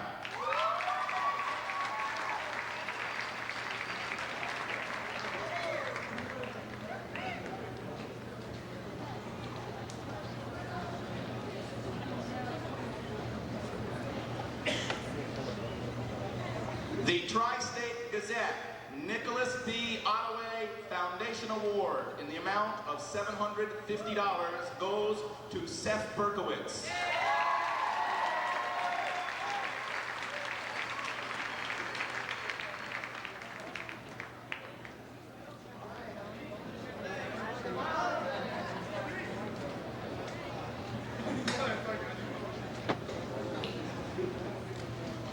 The Shipmates Club Award in the amount of $200 goes to Roger Barrier.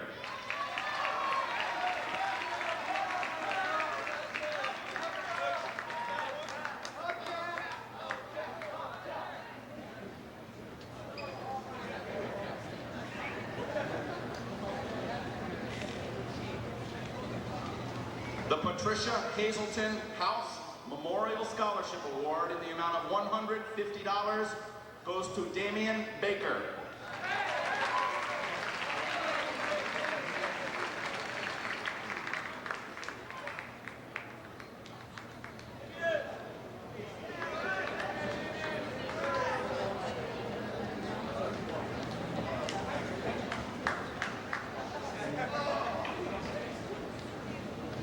The Bruce Philip Chase Memorial Scholarship Award in the amount of $500. The Varsity Club William Goodfellow Memorial Scholarship Award in the amount of $300. And the Eastern Pike Youth Sports Association Stephen Conklin Memorial Award in the amount of $200 goes to Stephen Barber.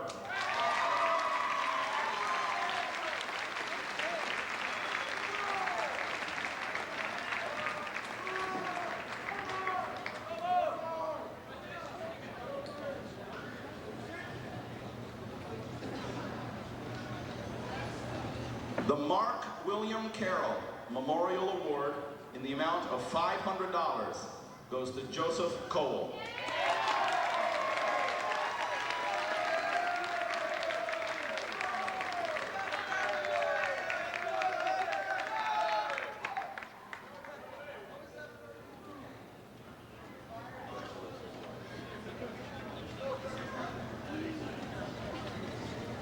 The class of 1988 Tammy Sexton Memorial Award in the amount of $200, and the Port Jervis Mayor's Council on Disabilities Scholarship Award in the amount of $500 go to Michelle Kelder.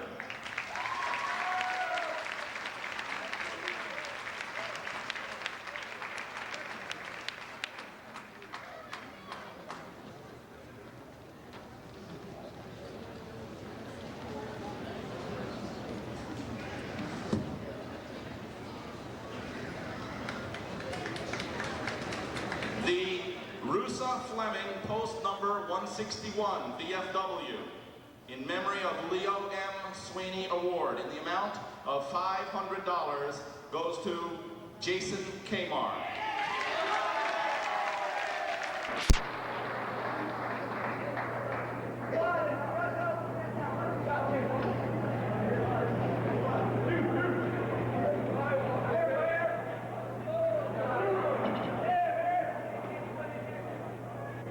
The Port Jervis Elks Eugene F. Mapes Scholarship Award in the amount of $500. The Pop Warner Cheerleading Scholarship Award in the amount of $300.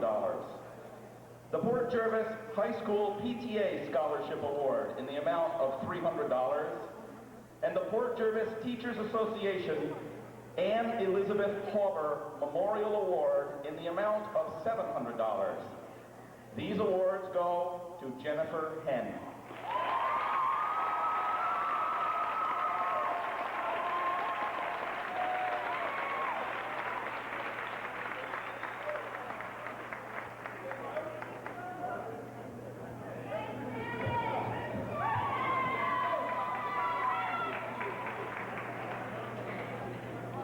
The Norman League Community Service Award in the amount of $500 goes to Jennifer Harford.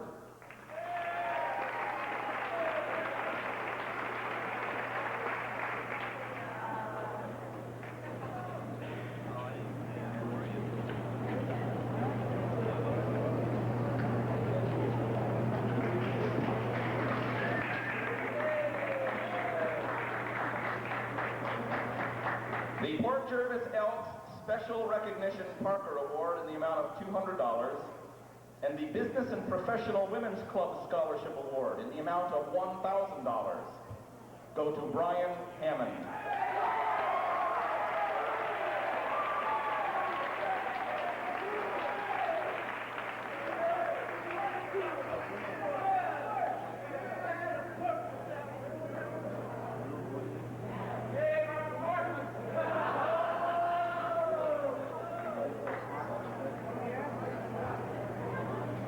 The Port Jervis Elks Special Recognition Parker Award in the amount of $200 goes to William Greenberg.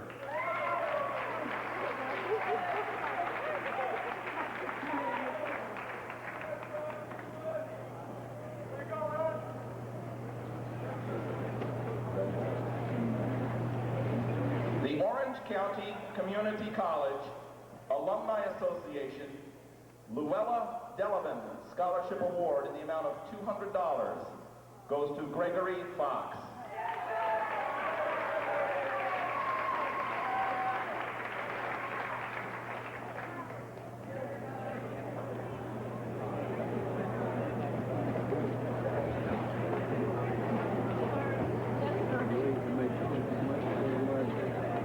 The Avalanche Ski Club Award in the amount of $300.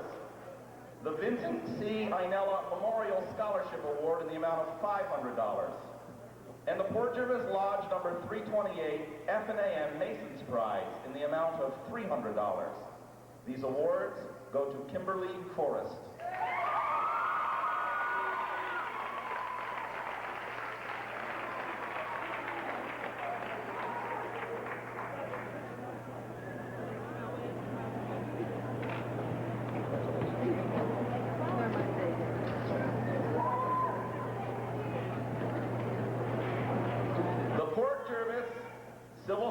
Employees Association Scholarship Award in the amount of $300.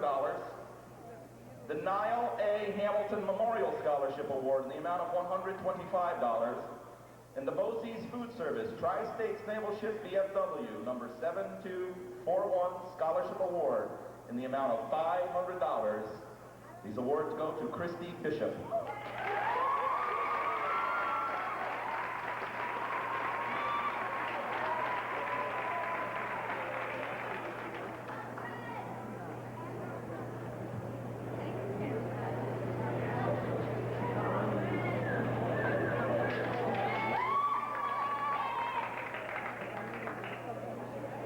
The Knights of Columbus number 471 Monsignor John F. Sexton Memorial Scholarship Award in the amount of $500. The Reena Sharma Memorial Scholarship Award in the amount of $500. And the Business and Professional Women's Club Scholarship Award in the amount of $1,000 go to Jackie Brock.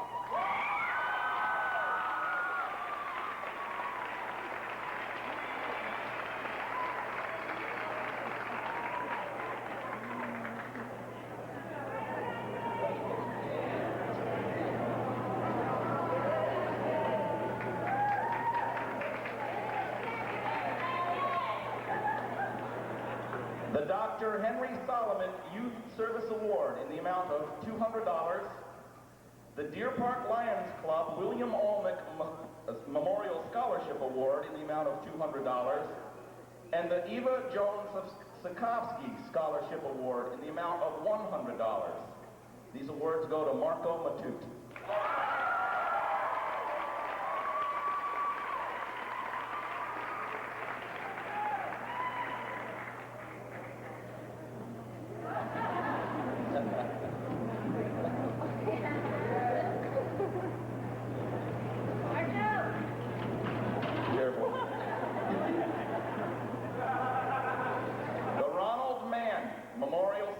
Award in the amount of $300, and the Sullivan County Community College Ronald Mann Memorial Scholarship Award in the amount of $500. Both go to Augie DeMarsico.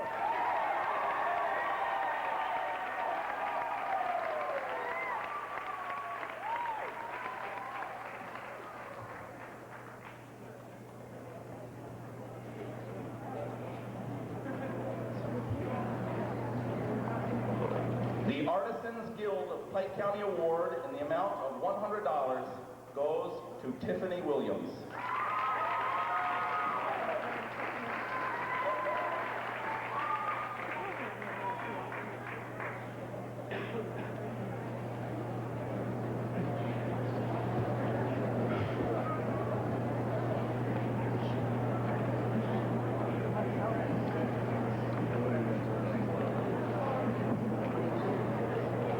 Jervis Civil Service Employees Association Scholarship in the amount of $300, and the Our Lady of Mount Carmel Society of Port Jervis Award in the amount of $250 go to Patrick Ryan.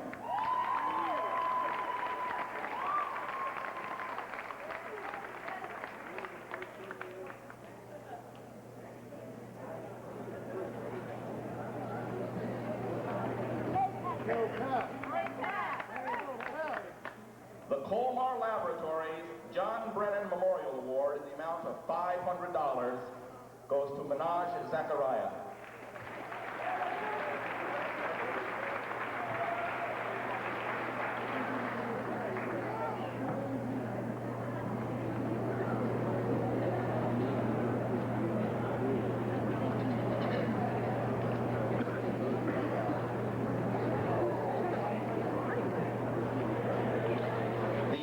Music Shop Scholarship Award in the amount of $250.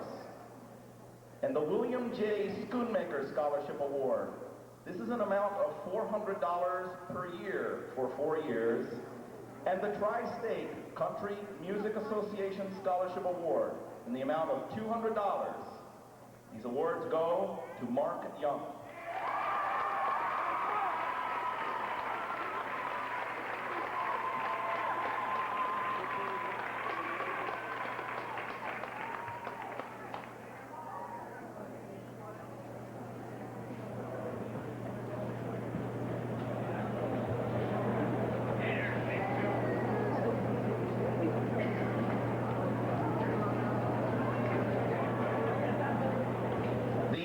and Pat Ferris Incentive Award, a savings bond in the amount of $500.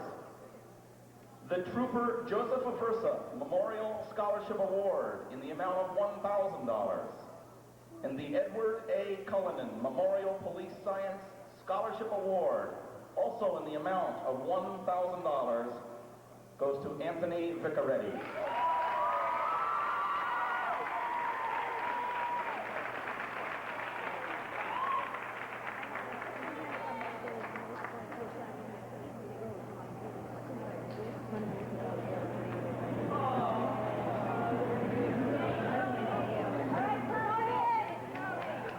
The National Honor Society Scholarship Award in the amount of $100. The Andmore Andy Platania Sr. Memorial Scholarship Award in the amount of $1,000. And the Port Jervis Elks Special Recognition Parker Award in the amount of $200. These awards go to Melissa Verheek.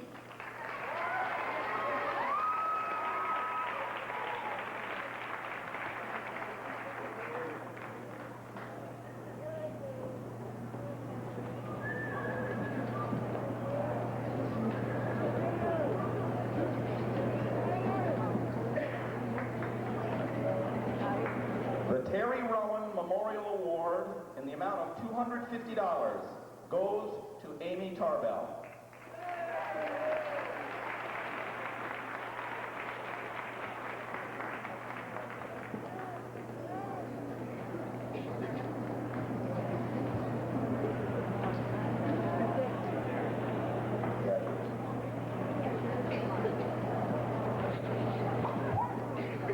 Jervis Rotary Club Scholarship Award in the amount of $1,000. The Sussex County State Bank Athlete of the Year Scholarship Award in the amount of $500. And the Tri-State Naval Ship VFW 7241 Jake M. Coleman Memorial Scholarship Award, also in the amount of $500. These awards go to Erica Steffens.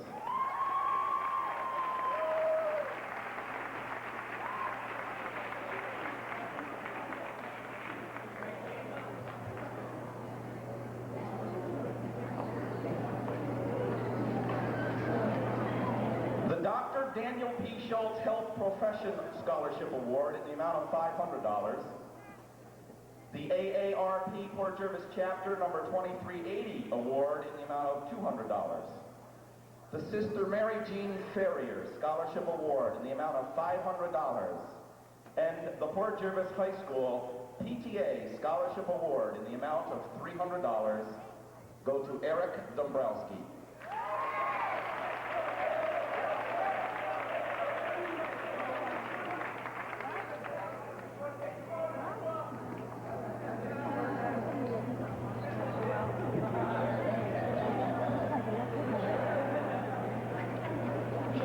Jervis Teachers Association Scholarship Award in the amount of $700 goes to Chris Springer.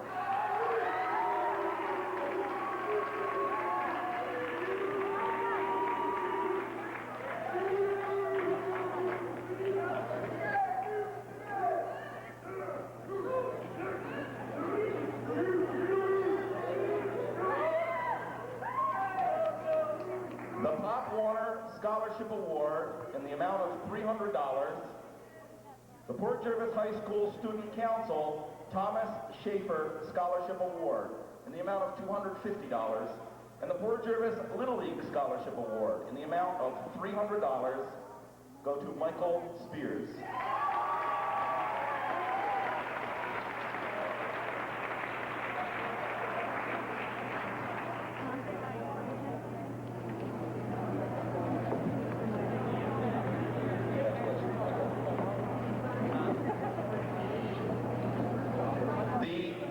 Professional Women's Club Scholarship Award in the amount of $1,000 and the Port Jervis Rotary Club Scholarship Award in the amount of $2,000.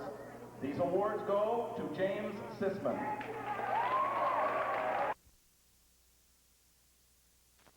The Port Jervis Mayor's Council on Disabilities Scholarship Award in the amount of $500 goes to Joni Sinisi.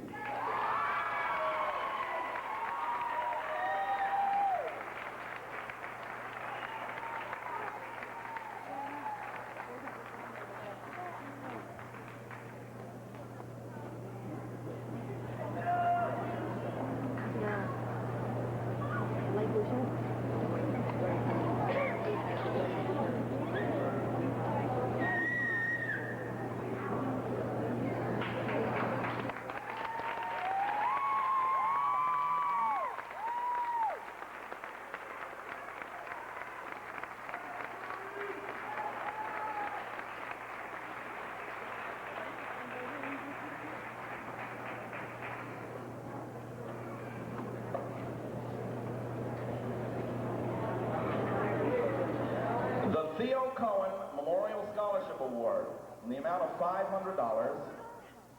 The Merrill E. Chris Scholarship Award in the amount of $600. And the Sally J. Lynn Memorial Scholarship Award in the amount of $300 go to Andy Schwartz.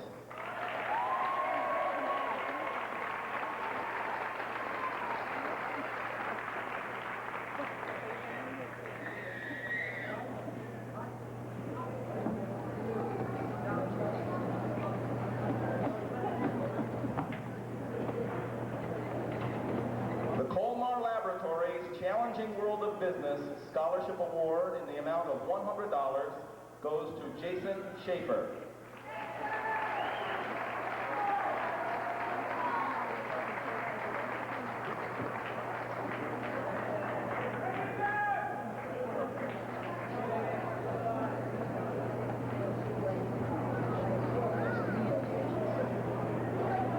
The Mercy Community Hospital Scholarship Award in the amount of $200 goes to Amy Soschuk.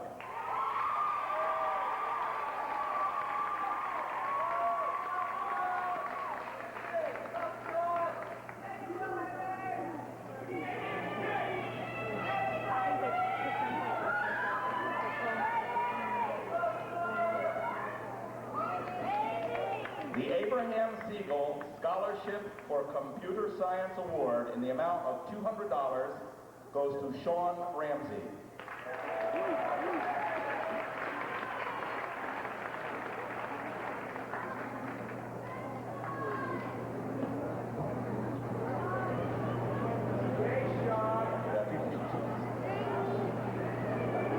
The Port Jervis Little League Scholarship Award in the amount of $300 goes to Jill Marquis.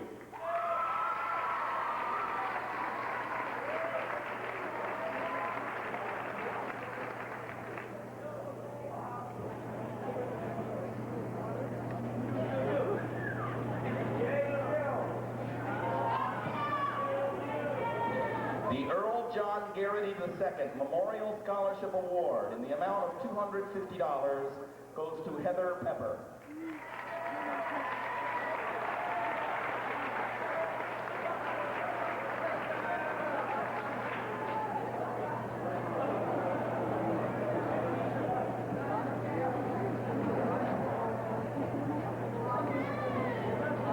The Community Club of Port Jervis Scholarship Award in the amount of $500 goes to Carolyn Mary.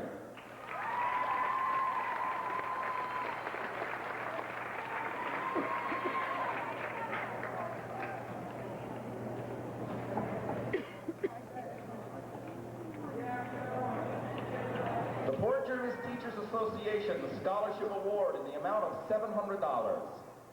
The Port Jervis High School Student Council Bannock Scholarship Award in the amount of $250.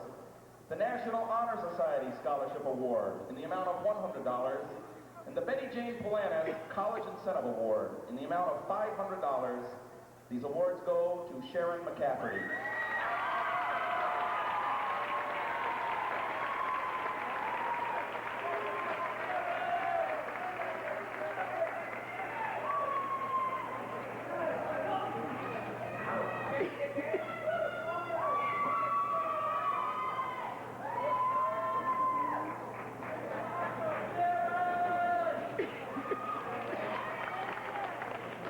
The Morris Gare Memorial Soccer Scholarship Award in the amount of $1,000.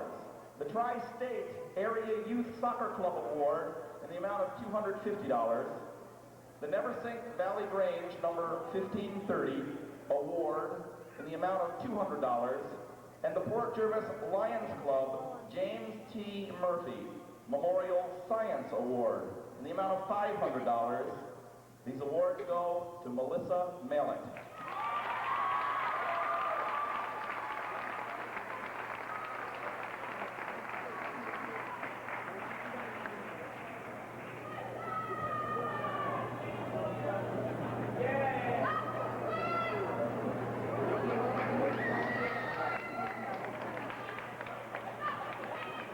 The Business and Professional Women's Club Scholarship Award in the amount of $1,000 goes to Eva Lukasova.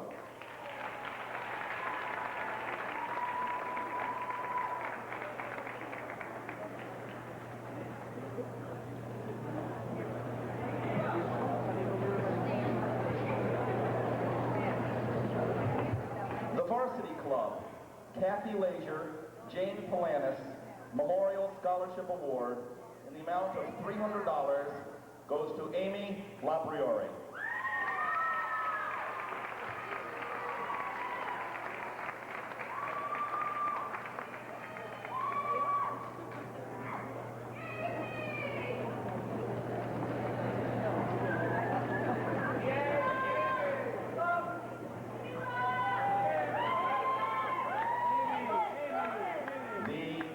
Avalanche Ski Club Award in the amount of $300 goes to Jennifer Leverage.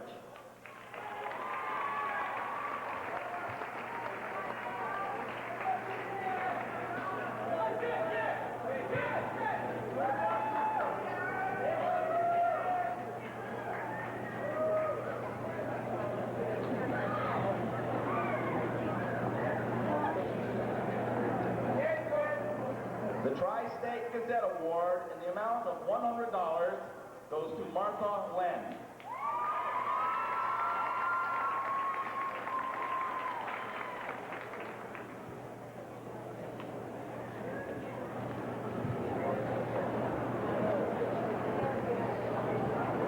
The Court Madonna number 114 Catholic Daughters of America Prize in the amount of $200 goes to Bridget Dixon.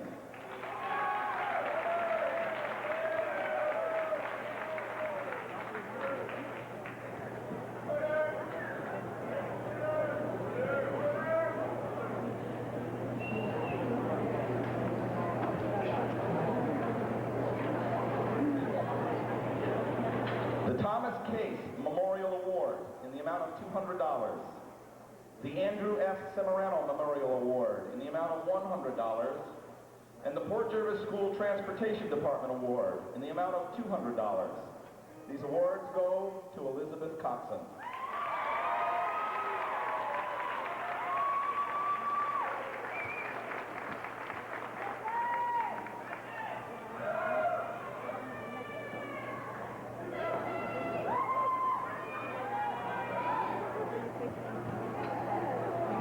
The BOCES, Tri-States Naval Ship DFW number 7241 Scholarship Award in memory of Eugene B. Inella in the amount of $500 goes to William Conklin.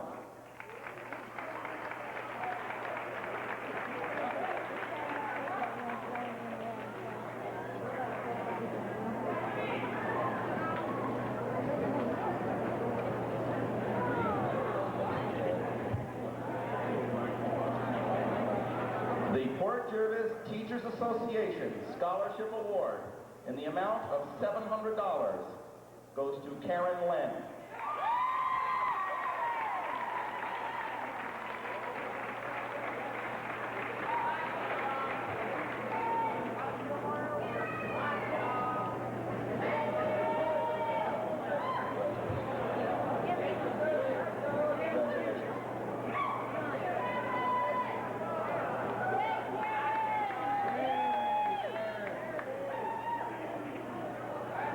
Last one.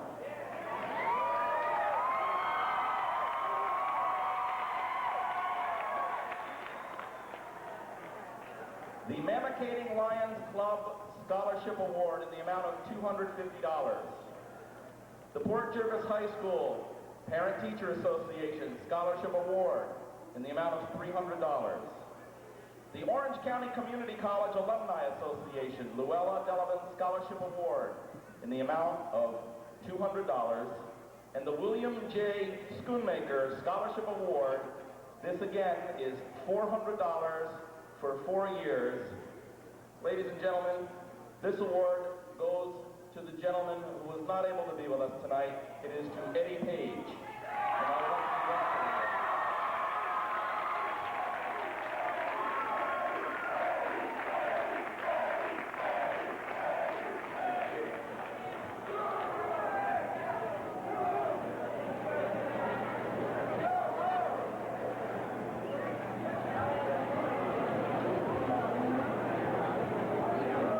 We offer our congratulations to all of the award recipients. At this time,